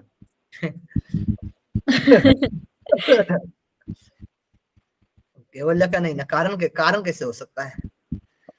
कारण है मतलब कैवल्य का मार्ग है महाविद्या। महाविद्या मिलेगा तो केवल्य मतलब उसकी स्टेज बाद में मिलेगी, ठीक है। लेकिन आप कारण नहीं बोल सकते, अविद्या ये बाकी क्लेशों का कारण है। अविद्या कितनी अवस्था में रहती है? 3 4 5 6 प्रसुप्त तनु विक्षिन्न उदार 4। प्रसुप्त तनु विच्छिन्न उदार 4 अवस्था में होती है। 4 अवस्था। प्रसुप्त तनु विच्छिन्न उदार। नेक्स्ट है अविद्या का क्षेत्र। प्रसुप्त तनु विक्षिन्न उदार ACED ऑप्शन है ACD प्रसुप्त तनु विक्षिन्न और उदार। तनु प्रसुप्त तनु विच्छिन्न उदार AC और ACD सर विक्षिन्न और उदार है, फिर भी उदार है। पहले विक्षिन्न है फिर उदार है, डी लास्ट में होगा। नहीं, यहाँ पर सीक्वेंस नहीं बिठाना, यहाँ पर अस्मिता कट करना है ना, अस्मिता को। ठीक है, बी ऑप्शन को कट करना, जो भी हो ऑप्शन। बी को ऑप्शन कट करना है। और यहाँ पर 3 ही ऑप्शन, 4 लेना है। यहाँ पर भी ऑप्शन कट रहा है, ठीक है। आरोही क्रम में लगाए, आरोही यानी असेंडिंग कॉलम में लगाना है। प्रसुप्त तनु विक्षिन्न और उदार तनु विच्छिन्न उदार BDC ABDC ABDC option B. Option 2 ABDC option B प्रसुप्त, फिर तनु, फिर विच्छिन्न, फिर उदार। गुड तनु विच्छिन्न गुड। अवरोही क्रम में लगाना है, विच्छिन्न तनु उदार प्रसुप्त। विक्षिन्न उदार तनु और प्रसुप्त डिसेंडिंग कॉलम में लगाना है, डिसेंडिंग। ACBD ACBD मतलब बी होंगे। विक्षिन्न हाँ प्रसुप्त और पहले विच्छिन्न मतलब ए आएंगे, फिर लास्ट में प्रसुप्त सी। विक्षिन्न उदार उदार तनु और प्रसुप्त। हाँ तनु तो और क्या हुआ? ACBD BAC, ठीक है। Good okay. सो मिलान करना अवस्था और क्लेश। प्रसुप्त विद्यमान रहते हुए कार्य नहीं करना। प्रसुप्त तनु विच्छिन्न और उदार।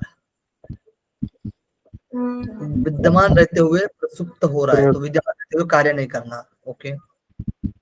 तनुहीन शक्ति वाले शक्ति वाली योग शक्ति के द्वारा हम हीन कर लिए, उसको तनु कर लिए।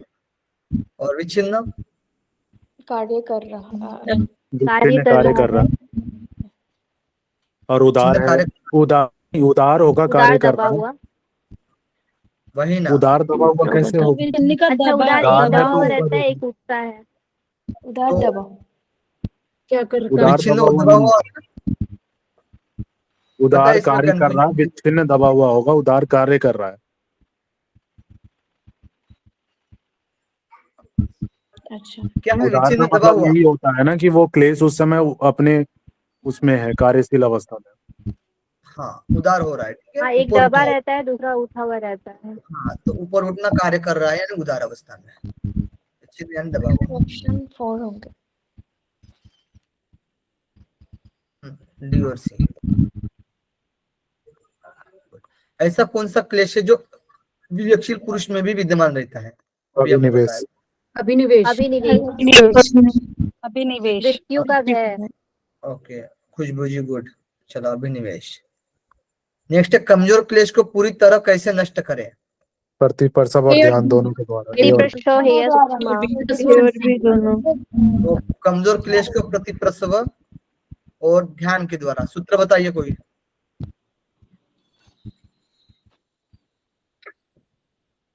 सूत्र ते प्रतिप्रष्टौ हेय सूक्ष्मा हाँ, सूक्ष्म और दूसरा ध्यान है तत्, ध्यान यास्तद् वृत्तय।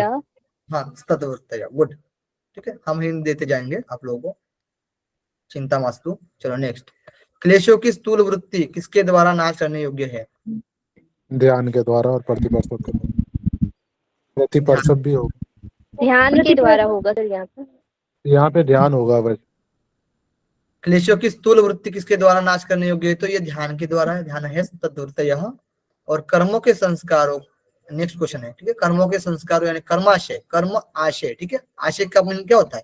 कर्म का फल होता है ना, ठीक है, यानी फल उसमें है, ठीक है। कर्म संस्कारों का जड़ क्या है, यानी कर्माशय का जड़ क्या है? तो राग क्लेश कर्म कर्ता, बताइए।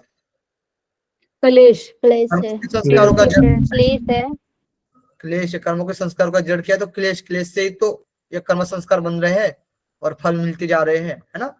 तो कर्म संस्कार, कर्माशय का फल कब तक मिलता रहता है? पुनर्जन्म।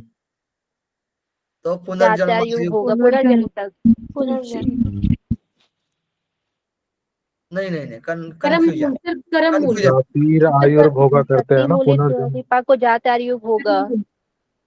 कर्म मूल, कर्म मूल जब तक है ना तब तक कर्माशय का फल मिलता रहेगा। कर्म का मूल है, तो कर्म का मूल कौन है? हाँ, ठीक है, उसका ठीक नाश है, करना है, अविद्या को, अविद्या आदि जो है ना क्लेश, उनका नाश करना है, ये कर्म का मूल है ना। कर्माशय का लेकिन विपाक उनका परिणाम तब क्या है? तक मिलता रहेगा जब तक, ठीक है। ठीक है ना, कंफ्यूजन तो नहीं ना? ओके चलो, नहीं ठीक एक बार फिर से बताइएगा। कर्म क्योंकि का मूल, पुनर्जन्म मूल लग रहा है। कर्म सूत्र बताइए।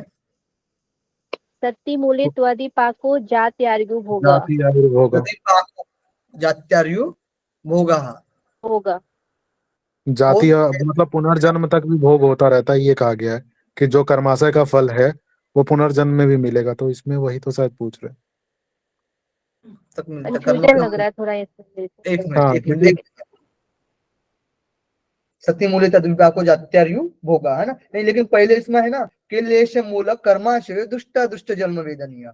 क्लेश मूल जब तक है तब तक कर्माशय का दुष्ट और अदुष्ट फल मिलता रहेगा, यानी जो दिख रहा वैसे है और जो नहीं दोनों दिख रहा है। में दोनों ऑप्शन नहीं होना चाहिए, क्योंकि नहीं नहीं नहीं नहीं, कंफ्यूजन नहीं है। देखिए, कर्म मूल ही सही है, अपने सूत्र में भी दिया गया है, 12 नंबर देखिएगा, सूत्र नंबर।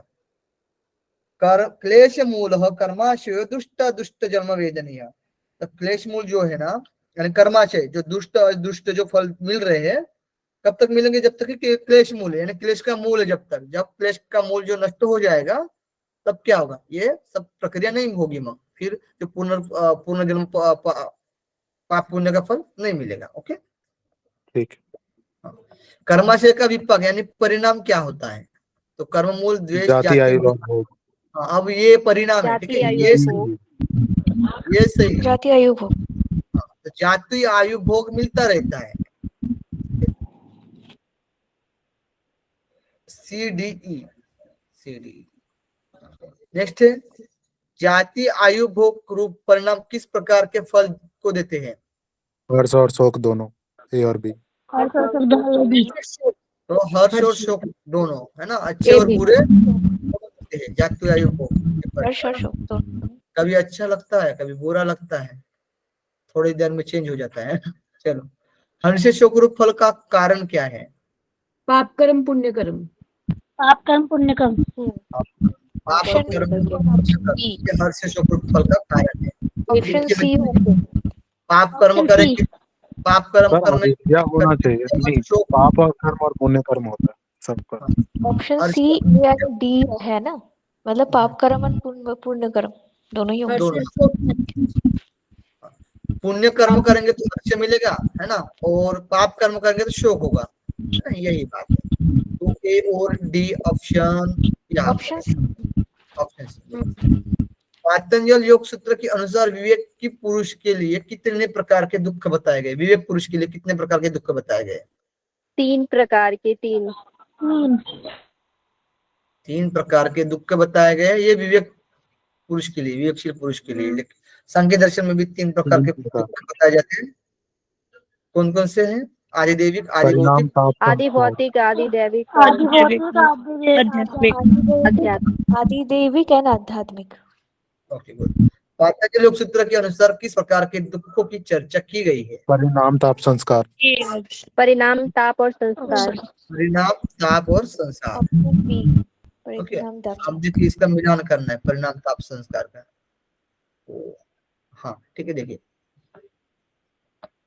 दिख तो रहा होगा सभी को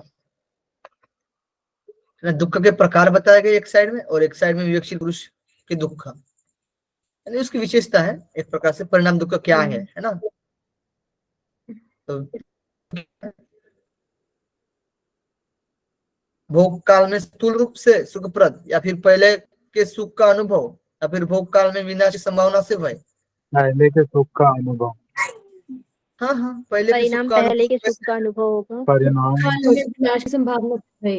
अनुभव, अनुभव किससे रिलेट कर रहे हो आप अनुभव किससे रिलेट कर रहे हो? अभी तो आपने जो अपने वृत्तियां पढ़ी थी अपने पहले के स्मृति, अनुभव होगा ताप होगा।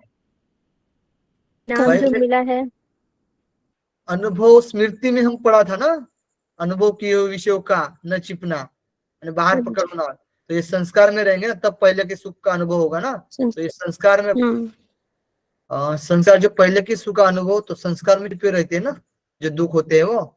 तो हम क्या करते, मतलब पहले का जब सुख मिलता है क्या, तो उसका हम अनुभव करते रहते हैं जब चला चला जाने के बाद, काश वो ऐसा होता है ना, इस प्रकार से। तो संस्कार।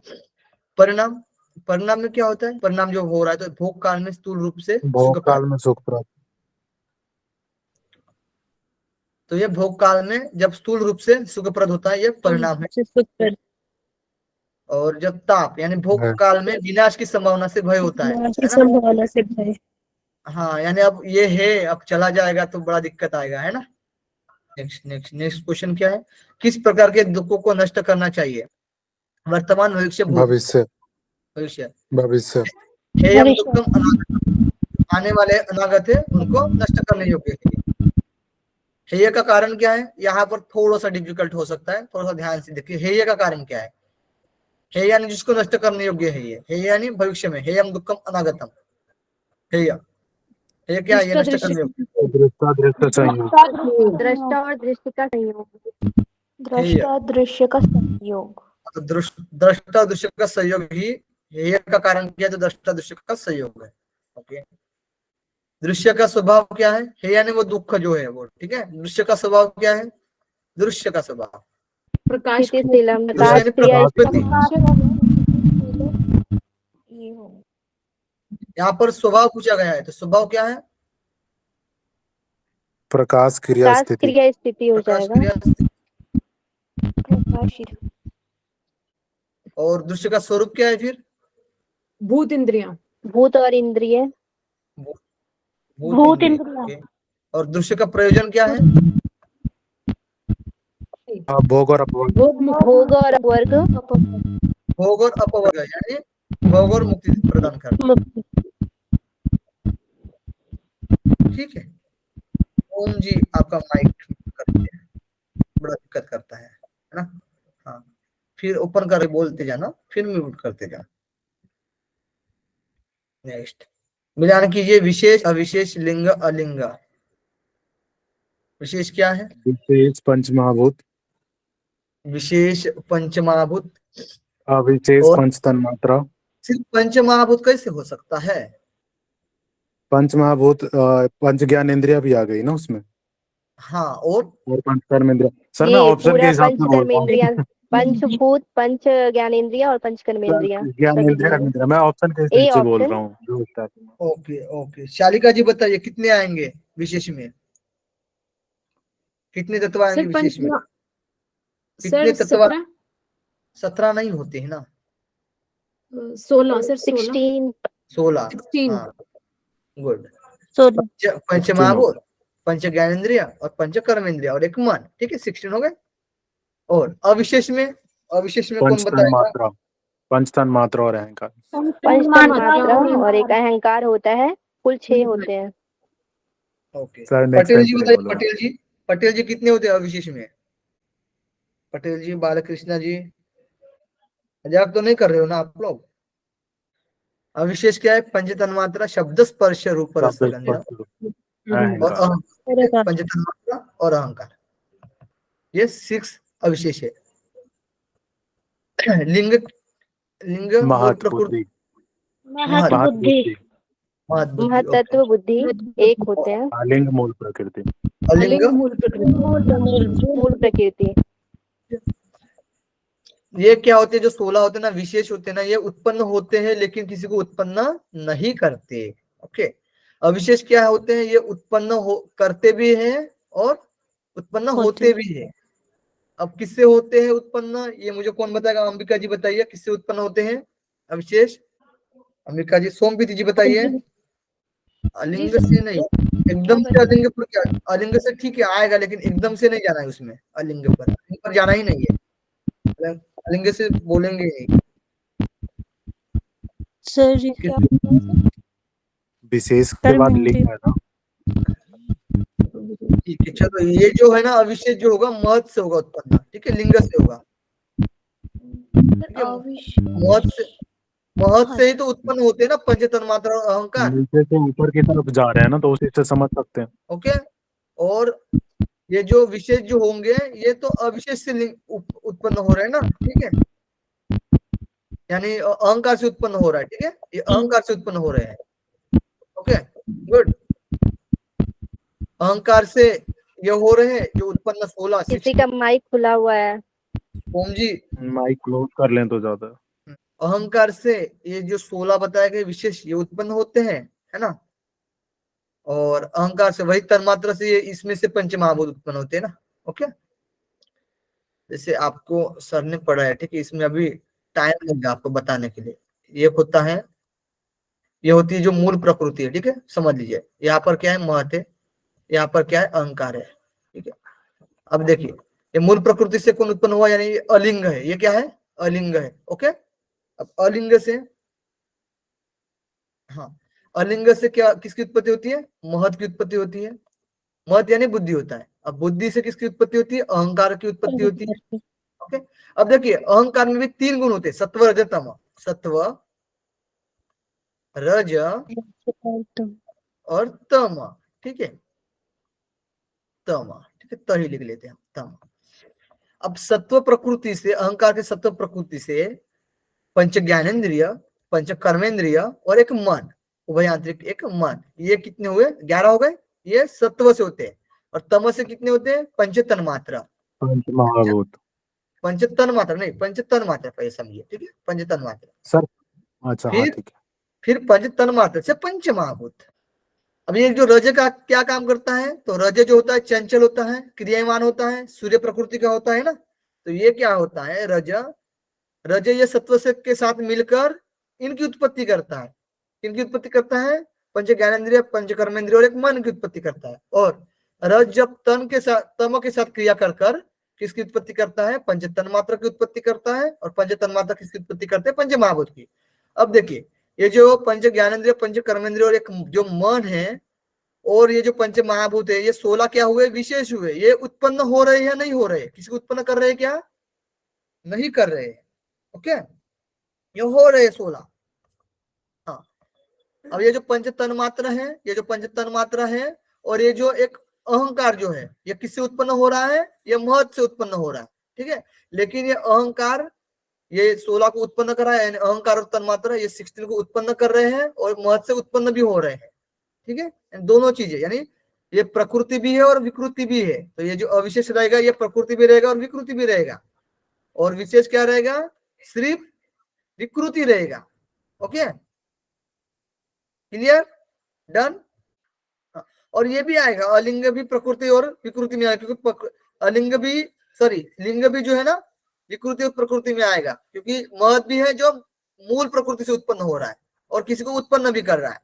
ओके, और मूल प्रकृति सिर्फ उत्पन्न करने वाली, ये विकृति नहीं है। वैसे ही पुरुष भी क्या है, विकृति नहीं है। Okay, clear. योग दर्शन में कितने तत्वों की चर्चा मिलती है, 26।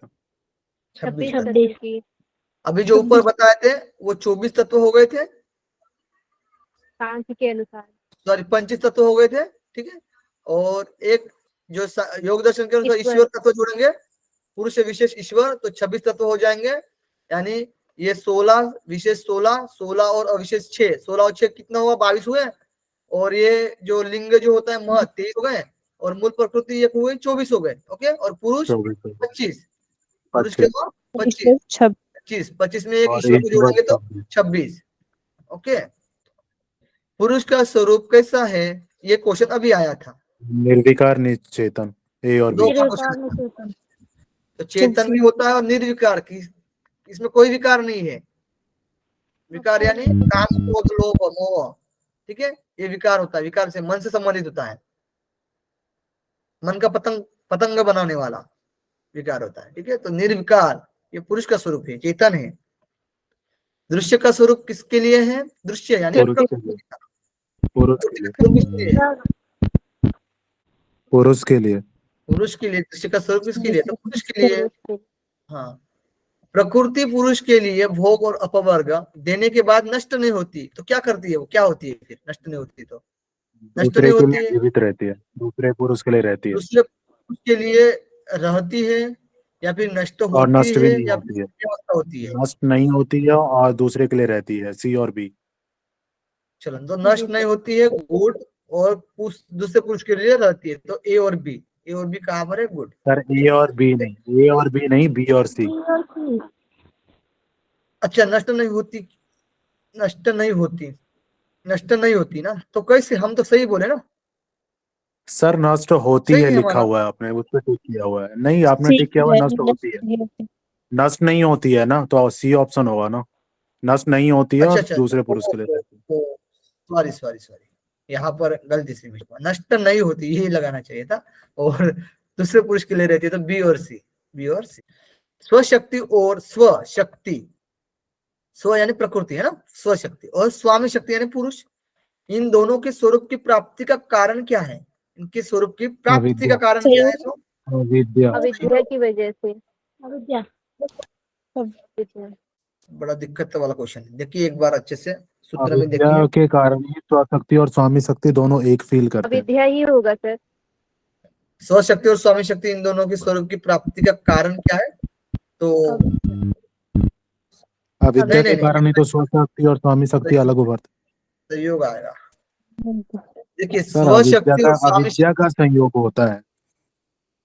देखिए स्वशक्ति और स्वामी शक्ति इन दोनों के स्वरूप की प्राप्ति का कारण क्या है, संयोग है। इनके सहयोग से ही स्वरूप की प्राप्ति होती है। प्राप्ति का कारण है, इसी वजह से। देखिए स्वरूप देखो, स्वशक्ति और स्वामी शक्ति इन दोनों के स्वरूप की प्राप्ति का कारण क्या है, तो इनकी प्राप्ति का कारण क्या है, तो कारण सहयोग होता होने तो पर। अविद्या होता। देखिए सुनिए ना मेरी बात, पहले स्वशक्ति और स्वामी शक्ति ये इनका जब सहयोग होता है तब इनकी स्वरूप की प्राप्ति होती है। ठीक है, अब देखिए पुरुष और प्रकृति के सहयोग का कारण क्या है, अविद्या है, ये ठीक। अविद्या होगा। अब क्लियर हुआ, कोई डाउट नस्ती। अविद्या के अभाव से किसका अभाव हो जाता है, अविद्या के अभाव से किसका अभाव होता है, संयोग का। सहयोग का अभाव होगा, है ना। ये हमने सूत्र के अकॉर्डिंग ही क्वेश्चन बनाया, ऐसा नहीं है। ठीक है, और जो समझने के लिए हमने व्याख्या से क्वेश्चन उठाया, मतलब व्याख्या की उसकी समझने के तौर पर, बस हल्का सा, मतलब पूरा सूत्र के अकॉर्डिंग है, ऐसा कुछ नहीं है। हान का क्या, हान क्या है, हानम क्लेशम वदुक्तम, ये कुछ है था ना श्लोक, बताइए। हेतु हान उपाय, तो हान संयोग का अभाव, संयोग का अभाव, ये है ना तद्भावात संयोग भाव हानम तदृश्य केवल्य। तो हान का इसमें क्या था, हान क्या है, तो अविद्या का अभाव, संयोग का अभाव, केवल्य, यह सभी। तो आंसर क्या है, संयोग का अभाव। संयोग अभाव। हान क्या है, तो तद्भावात संयोग भाव हानम तदृश्य केवल्य, केवल्य है। हान क्या है, तो सर संयोग का इसमें अभाव। वैसे तो ठीक है, सभी होना चाहिए, अविद्या का भी अभाव हो जाता है, संयोग का भी अभाव हो जाता है, तो कैवल्य होता है। हाँ लेकिन बट देखिए अभी संयोग का अभाव है। देखिए जब अविद्या का अभाव होता है तब संयोग का अभाव होता है, जब संयोग का अभाव हो गया तो ही हान बोला गया है सूत्र में। ओके ओके जी, ठीक है। हाँ जब अविद्या का नाश होगा तभी तो संयोग का अभाव होगा ना, तब केवल प्राप्त होगा उसके बाद। लेकिन जब संयोग का अभाव हो जाएगा तो उसको हान बोला गया है। अब हान का उपाय क्या है, तो अब बताना है। विवेक की अति, विवेक की अति विपल ख्याति। विवेक ख्याति सही है। सर विवेक ख्याति विपलवा हानोपा। गुड। हानों का उपाय है। हान का उपाय क्या है? तो विवेक ख्याति के द्वारा हम सहयोग का अभाव करेंगे। ठीक है, अविद्या का नाश करके ये सहयोग का अभाव करेंगे। चलो, तो विवेक ख्याति विवेक ज्ञान के समय साधक की बुद्धि कितने प्रकार की होती है? ये बस यही क्वेश्चन करेंगे साधन पाद। ठीक है, मुझे नहीं लग रहा फिर 2 आप पाठ कर पाओगे। ठीक है, टाइम भी हो जाएगा। विवेक ख्याति विवेक ज्ञान के समय साधक की बुद्धि कितने प्रकार की होती है? 7 प्रकार की। 7 प्रकार की। 7 प्रकार की होती है। अंतिम स्थिति वाली होती है, 7 प्रकार की होती है। हाँ जी। साधक की बुद्धि किस स्थिति वाली होती है? प्रथम, मध्य, अंतिम।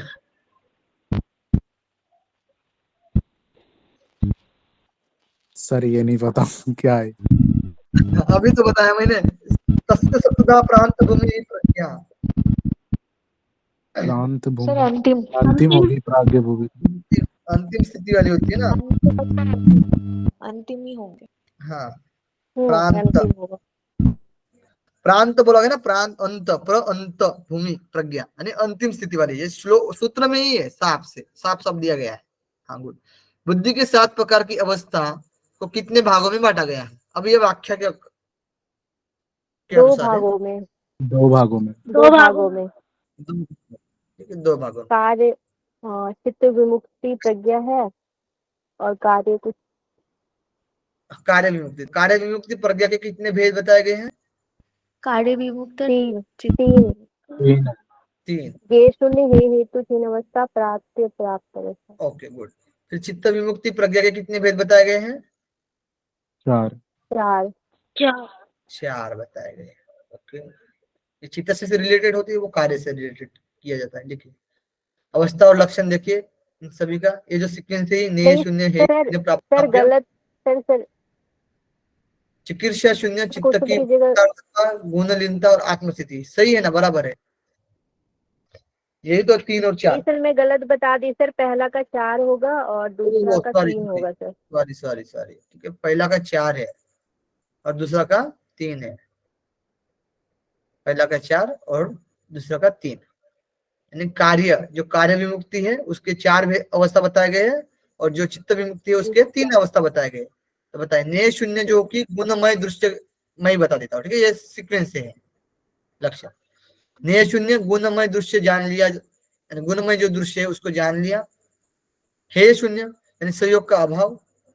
प्राप्य प्राप्त यानी समाधि के द्वारा केवल की प्राप्ति हो चुकी, इसको ही बोलते प्राप्य प्राप्त। चिकित्सा शून्य यानी विवेक ज्ञान सिद्ध हो गया। अब ये क्योंकि यह अंतिम स्थिति वाली होती है, जो भूमि होती है उसकी। ठीक है, साधक की बताया गया सप्तधा प्रांत भूमि प्रज्ञा। ठीक है, उसकी जो प्रज्ञा की भूमि जो होती है वो अंतिम स्थिति वाली होती है। ये बताया गया, लास्ट वाली ये बताया गया। अब चित्त की कुर्तार्थता, ये चित्त का प्रयोजन शेष नहीं। अब चित्त का प्रयोजन कोई शेष नहीं रहेगा उसमें।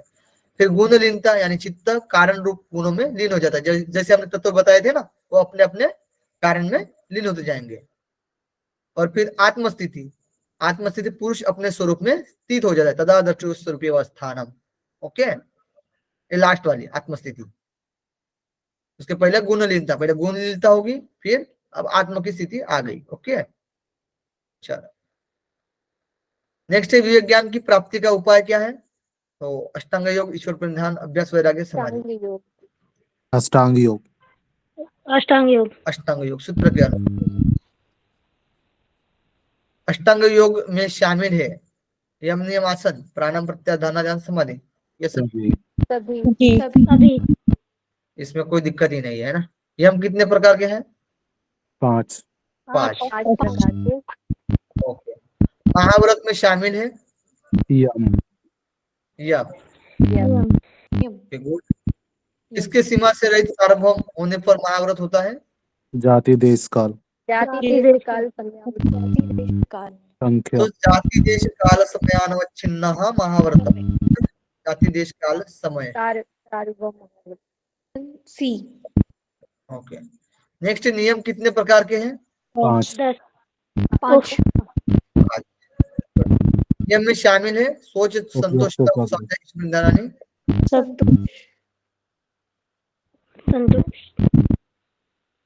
नियम सभी होगा। तभी है ना, सोच संतोष तपस स्वाध्याय ईश्वर ध्यान, इतना सोचना पड़ रहा है आपको। सोच संतोष तपस स्वाध्याय सभी ईश्वर। ऑप्शन में ही है। सभी ऑप्शन आर, ठीक है, लगा दीजिए। ऑप्शन अपनी तरफ से लगा लीजिए। हाँ, नियम को अवरोही क्रम में लगाना है। Option D. अवरोही सोच से संतोष descending। तप स्वाध्याय सोच ईश्वर ध्यान। संतोष तप अब स्वाध्याय रोही होगा तो ईश्वर प्राणिधान स्वाध्याय तप संतोष तपस स्वाध्याय ईश्वर प्रणिधान। तो ईश्वर प्रधानी पहले आएगा, फिर स्वाध्याय। सोच संतोष, स्वाध्याय, फिर सीक्वेंस हाँ। नहीं है। हाँ तो संतोष और सोच। सोच फिर तप होगा, फिर ठीक है, संतोष तो होगा, फिर ईडीसीबी है। सोम जी बंद करिए आपका माइक तब तक के लिए, ठीक है, थम करते जाइए आप तब तक के लिए। ईडीसीबी है। गुड, चलो। यम नियमों में विघ्नों को हटाने का उपाय क्या है? प्रतिपक्ष भावना। प्रतिपक्ष भवन प्रतिपक्ष प्रतिपक्ष भावना। यम नियमों के विघ्नों को हटाने के लिए प्रतिपक्ष भावना करनी चाहिए, जब इनमें विघ्न आएंगे उसको हटाने के लिए, ठीक है। ये क्वेश्चन आया था। वितर्क हिंसा आदि, यानी वितर्क हिंसा आदि भावना कृतकारिता अनुमोदिता कितने 3 है। प्रकार की होती है? कृतकारिता अनुमोदिता 3। कृत यानी 3 प्रकार के। कृत यानी अब खुद से किए करवाया हुए। जाता है, खुद से किया जाता कृत यानी खुद से करते हैं ना, कृत। कारित यानी करवाया जाना, नहीं सॉरी, है। अनुमोदित करवाया होता है जाना, कर। ठीक है? कारित यानी करवाया जाना, और कृत कारित अनुमोदित। अनुमोदित यानी दूसरे करते हुए हाथ बार लगाना उसमें और सपोर्ट करना। सपोर्ट देना, ठीक है। तो ऐसा नहीं करना चाहिए। वितर्क में शामिल है कृत कारित अनुमोदित, कृतकारिता यस, अनुमोदिता। ठीक है, तीनों है। सभी विधान कीजिए। कृत क्रिया, कृत कारित है ये, ठीक है, ये कारित है। कृत स्वयं कारित दूसरों से खुद अनुमोदित किया हुआ, दूसरों कृत को स्वयं देखना। किए हुए, कृत और स्वयं की कारिता दूसरों से करवाना, दूसरों से करवाएं, करवाए, और अनुमोदित यानी कि दूसरों का समर्थन करना। दूसरों का समर्थन करना, दूसरे करते हुए देखना ना, मजा आ रहा है ना, ऐसे बोलना। चलो देखो, ये क्या है, बी ए और सी, बी ए और सी, चलो ठीक है। नेक्स्ट, कृत कारित अनुमोदित, इनके कारण क्या होता है? कृत कारित और दोनों अनुमोदित होते के कारण क्या होगा? हैं, ए और बी। ए और ए बी। और बी तो लोभ ये भी क्रोध मोह उत्पन्न होता है, देखिएगा, इसीलिए तो इसको मना किया गया है। नहीं तो लोभ क्रोध मोह उत्पन्न होता है इनके कारण, और दुख और अज्ञान रूप अनंत फल देने वाले होते ही है। दुख और अज्ञान रूपी अनंत फल देने वाले होते हैं, ये और भी दोनों। नेक्स्ट है, यम और लाभ बताए गए हैं। यम के लाभ बताए गए। अहिंसा सत्यस्ते अहिंसा ब्रह्मचर्य, प्रतिष्ठायाम वैर्य त्याग। ए का बी। अहिंसा प्रतिष्ठायाम वैर त्याग, वैर्य सत्य प्रतिष्ठायाम क्रियाफल श्रत्वम। वीर्य लाभ, क्रियाफलाश्रयत्वम, ओके। अस्ते प्रतिष्ठम सर्वत्र अते प्रतिष्ठायां रत्नोपस्थानम। सर्वरत्नो प्रस्थानम, अपरिग्रह जन्म कथनता अपरिग्रह संबंध। जन्म स्वतंत्र संबोध। और ब्रह्मचर्य वीर लाभ। ब्रह्मचार्य वीर्य लाभ, और अस्ते अस्तेय प्रतिष्ठा, का रत्न प्रकट हो जाना।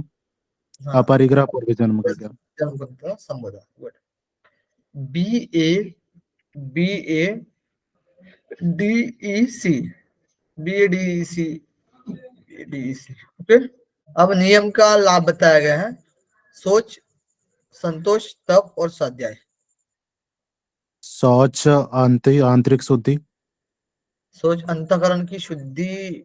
संतोषाद अनुत्तम सुख लाभ। ए का सेकंड का डी।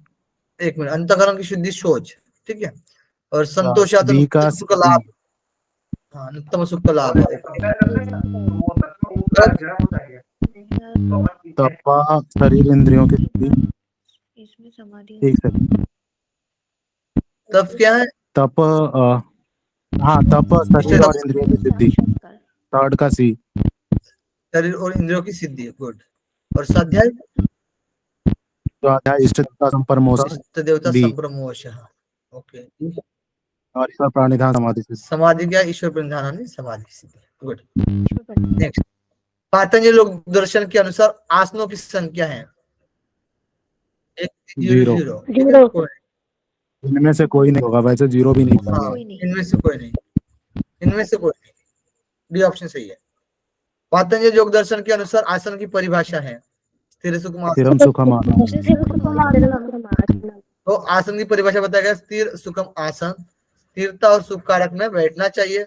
आसने न भवे दृढ़म, ये किसमें बताया गया है? दृढ़ता आती है आसने न भवे दृढ़म। आस्नेन भवे दृढ़म, ये है घेरन, घेरन, घेरन समिधम, घेरन समिधम। हाँ। आसने न रुजोहंती, यानी रोग दूर होता है आसन से, ये भी घेरन सही था। घेरन रुजोहंती, समिधम। रुजोहंती, आसने न रुजोहंती, रोग दूर होता है। एक मिनट, नहीं सॉरी, गोरख सही था। गोरख संहिता है, उसमें तो दृढ़ता बताई गई है ना। हाँ, गोरख सहिता और योग चूड़ामणि। ठीक। आसनेन रुजोहंती, प्राणायामेन पापकम, है ना, प्रत्याहारेण Yes, मानसिक स्वीकार, ठीक है। और Yes. धारणा से मनोधैर्य, ध्यान से प्रत्यक्ष आत्मनम, समाधि से निर्लिप्तम, है ना। गुड। Yes. आसन कैसे सिद्ध होता है? प्रयत्न की प्रयत्न शिथिलता से अनंत समापत्ति व्याम, ए और बी। प्रयत्न की शिथिलता से, प्रयत्न में शिथिलता होनी चाहिए, और अनंत में मन लगाना, अनंत परमात्मा में मन लगाना, दोनों, तभी आसन की सिद्धि मिलेगी। आसन का लाभ क्या है? द्वंद्व जितना, शीत उष्ण इनमें से कोई नहीं।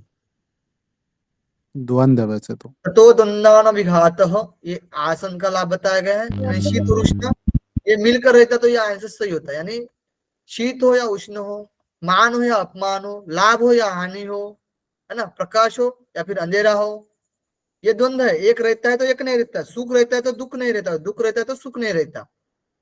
ठीक है, इस तरीके से ये अपोजिट, पाप है पुण्य है ना, एक तो पाप रहेगा तो फिर पुण्य रहेगा, या तो उजला रहेगा या फिर अंधेरा रहेगा।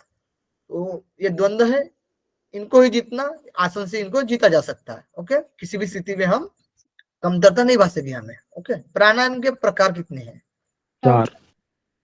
4 4 प्रकार है। 4। श्वास प्रश्वास गति का रुक जाना क्या कहलाता है? कुंभक, प्राणायाम। केवल कुंभक या सभी? प्राणायाम। प्राणायाम ताकि प्रति श्वास प्रश्वास गतिविधि। यहाँ पर प्राणायाम बताना है, ठीक है, यहाँ पर प्राणायाम बताना है क्योंकि सूत्र में बताया गया है। तो केवल कुंभक लगाओगे तो गलत हो जाएगा पहली बात तो, क्योंकि यहाँ पर सूत्र के अकॉर्डिंग जाना है। केवल ही कुंभक तो ये घेरन संहिता में बताया गया, लेकिन कुंभक में ऐसा नहीं बताया गया ना। प्रॉपर कुंभक तो ऋचक पूरक कुंभक के साथ होता है, वायु के साथ, और केवल बोलना चाहिए, तो यहाँ पर केवल ही शब्द यूज, ठीक है, तो यहाँ पर केवल कुंभक बताया नहीं गया है। देश काल संख्या द्वारा भली भांति देखा जाता है, यह कौन सा प्राणायाम है? बाह्य, आंतरिक, स्तंभ या सभी? सभी। सभी। है ना, जब बाहर श्वास, अंदर श्वास, स्तंभ, श्वास आ रहे जा रहे रोक रहे हैं, जब देश काल को जानते हुए भली भांति, है ना, मात्रा को जानते हुए, जब ऑटोमेटिकली रुक जाती है अपने आप ही, तब वो बोला जाएगा हम कि श्वास की गति अपने आप रुक जाना, वही प्राणायाम। मिलान करना है प्राणायाम के प्रकार और प्राणायाम की विशेषता। बाह्य, आंतरिक, स्तंभ और चतुर्थ प्राणायाम। रेचक करके रोकना फर्स्ट, पूरक करके रोकना पूरक सेकंड, करके रोकना, आंतरिक रेचक करके रोकना, स्तंभ बिना पूरक फर्स्ट का रेचक बी, विषय के सेकंड साथ का रोकना। ए। पूरक करके रोकना ये सीक्वेंस में ही आंतरिक है। होगा ना, और रेचक करके रोकना ये बाह्य होगा, है ना। बाय होगा। हाँ, और स्तंभ यानी स्तंभ बिना, होगा बिना पूरक रेचक के रुक जाना। हाँ, विषय को त्याग, चतुर्थ बिना होगा पूरक विषय का रेचक त्याग। के विषय के साथ रुकना, है ना, यानी इसमें विषय है तब स्तंभ होगा। चतुर्थ में क्या होगा? विषयों का त्याग कर विषय रुकना। को त्याग कर रोकना। प्राणायाम का फल, प्रत्याहार में सफलता, चित्त का आनंद लुटना, मजा आ गया, है ना, प्रकाश का आवरणशील, प्रकाश का आवरण छीन होना और धारणा में मन की योग्यता, सी और डी। COD प्रकाश के आवरणशील हो जाता है, यानी जो कुछ प्रकाश में आवरण हो रहा है उसका यानी बाधा आ रही है उसको हटा रहा है कौन? प्राणायाम। और एक धारणा में मन की प्रकाशा योग्यता, वर्णम धारणा सूचा योग्यता मनसा। हाँ, धारणा से मनसा योग्यता, यानी धारणाओं में योग्यता आ जाती है, धारण कर सकता है। पंच धारणा है ना, पंच महाभूत पर हम धारण कर सकते हैं प्राणायाम के अभ्यास से। दोनों बताएगा COD। प्रत्याहार की परिभाषा है विषयों के साथ, विषयों के बाद, विषयों के संबंध से रहित इंद्रिय चित्त स्वरूप में तदाकार होना, प्रत्याहार की परिभाषा। सर सी और सी डी। और डी। COD विषयों के संबंध से रहित होना बराबर है ना, विषय संबंधित, विषयों के संबंध से रहित होता है प्रत्याहार में, और इंद्रिया चित्त स्वरूप में तदाकार, इवेंद्रिया नाम चितस्य रूपानुकारा प्रत्याहार। प्रत्याहार, है ना, जो इंद्रिया होंगे वो अंतर यानी चित्त में अब लीन हो गए हैं, दूसरे इसमें नहीं जा रहे, अपने विषयों पर नहीं जा रहे, तो COD सही है। प्रत्याहार का फल है इंद्रिया सानिध्य, इंद्रियावश, इंद्रियों से भोग, इंद्रिया सानिध्य। सानिध्य। इंद्रिय सानिध्य। प्रत्याहार का फल इंद्रिय सानिध्य कैसे होगा? इंद्रिया इंद्रिया वश से वश होगा not सर, सानिध्य। इंद्रिया वश से। वश, इंद्रिय वश में हो जाता है प्रत्याहार। हाँ, तथा तो परमा वस्तु इंद्रिया नाम। समय भी हो गया है, यहाँ तक ही रहने देते हैं।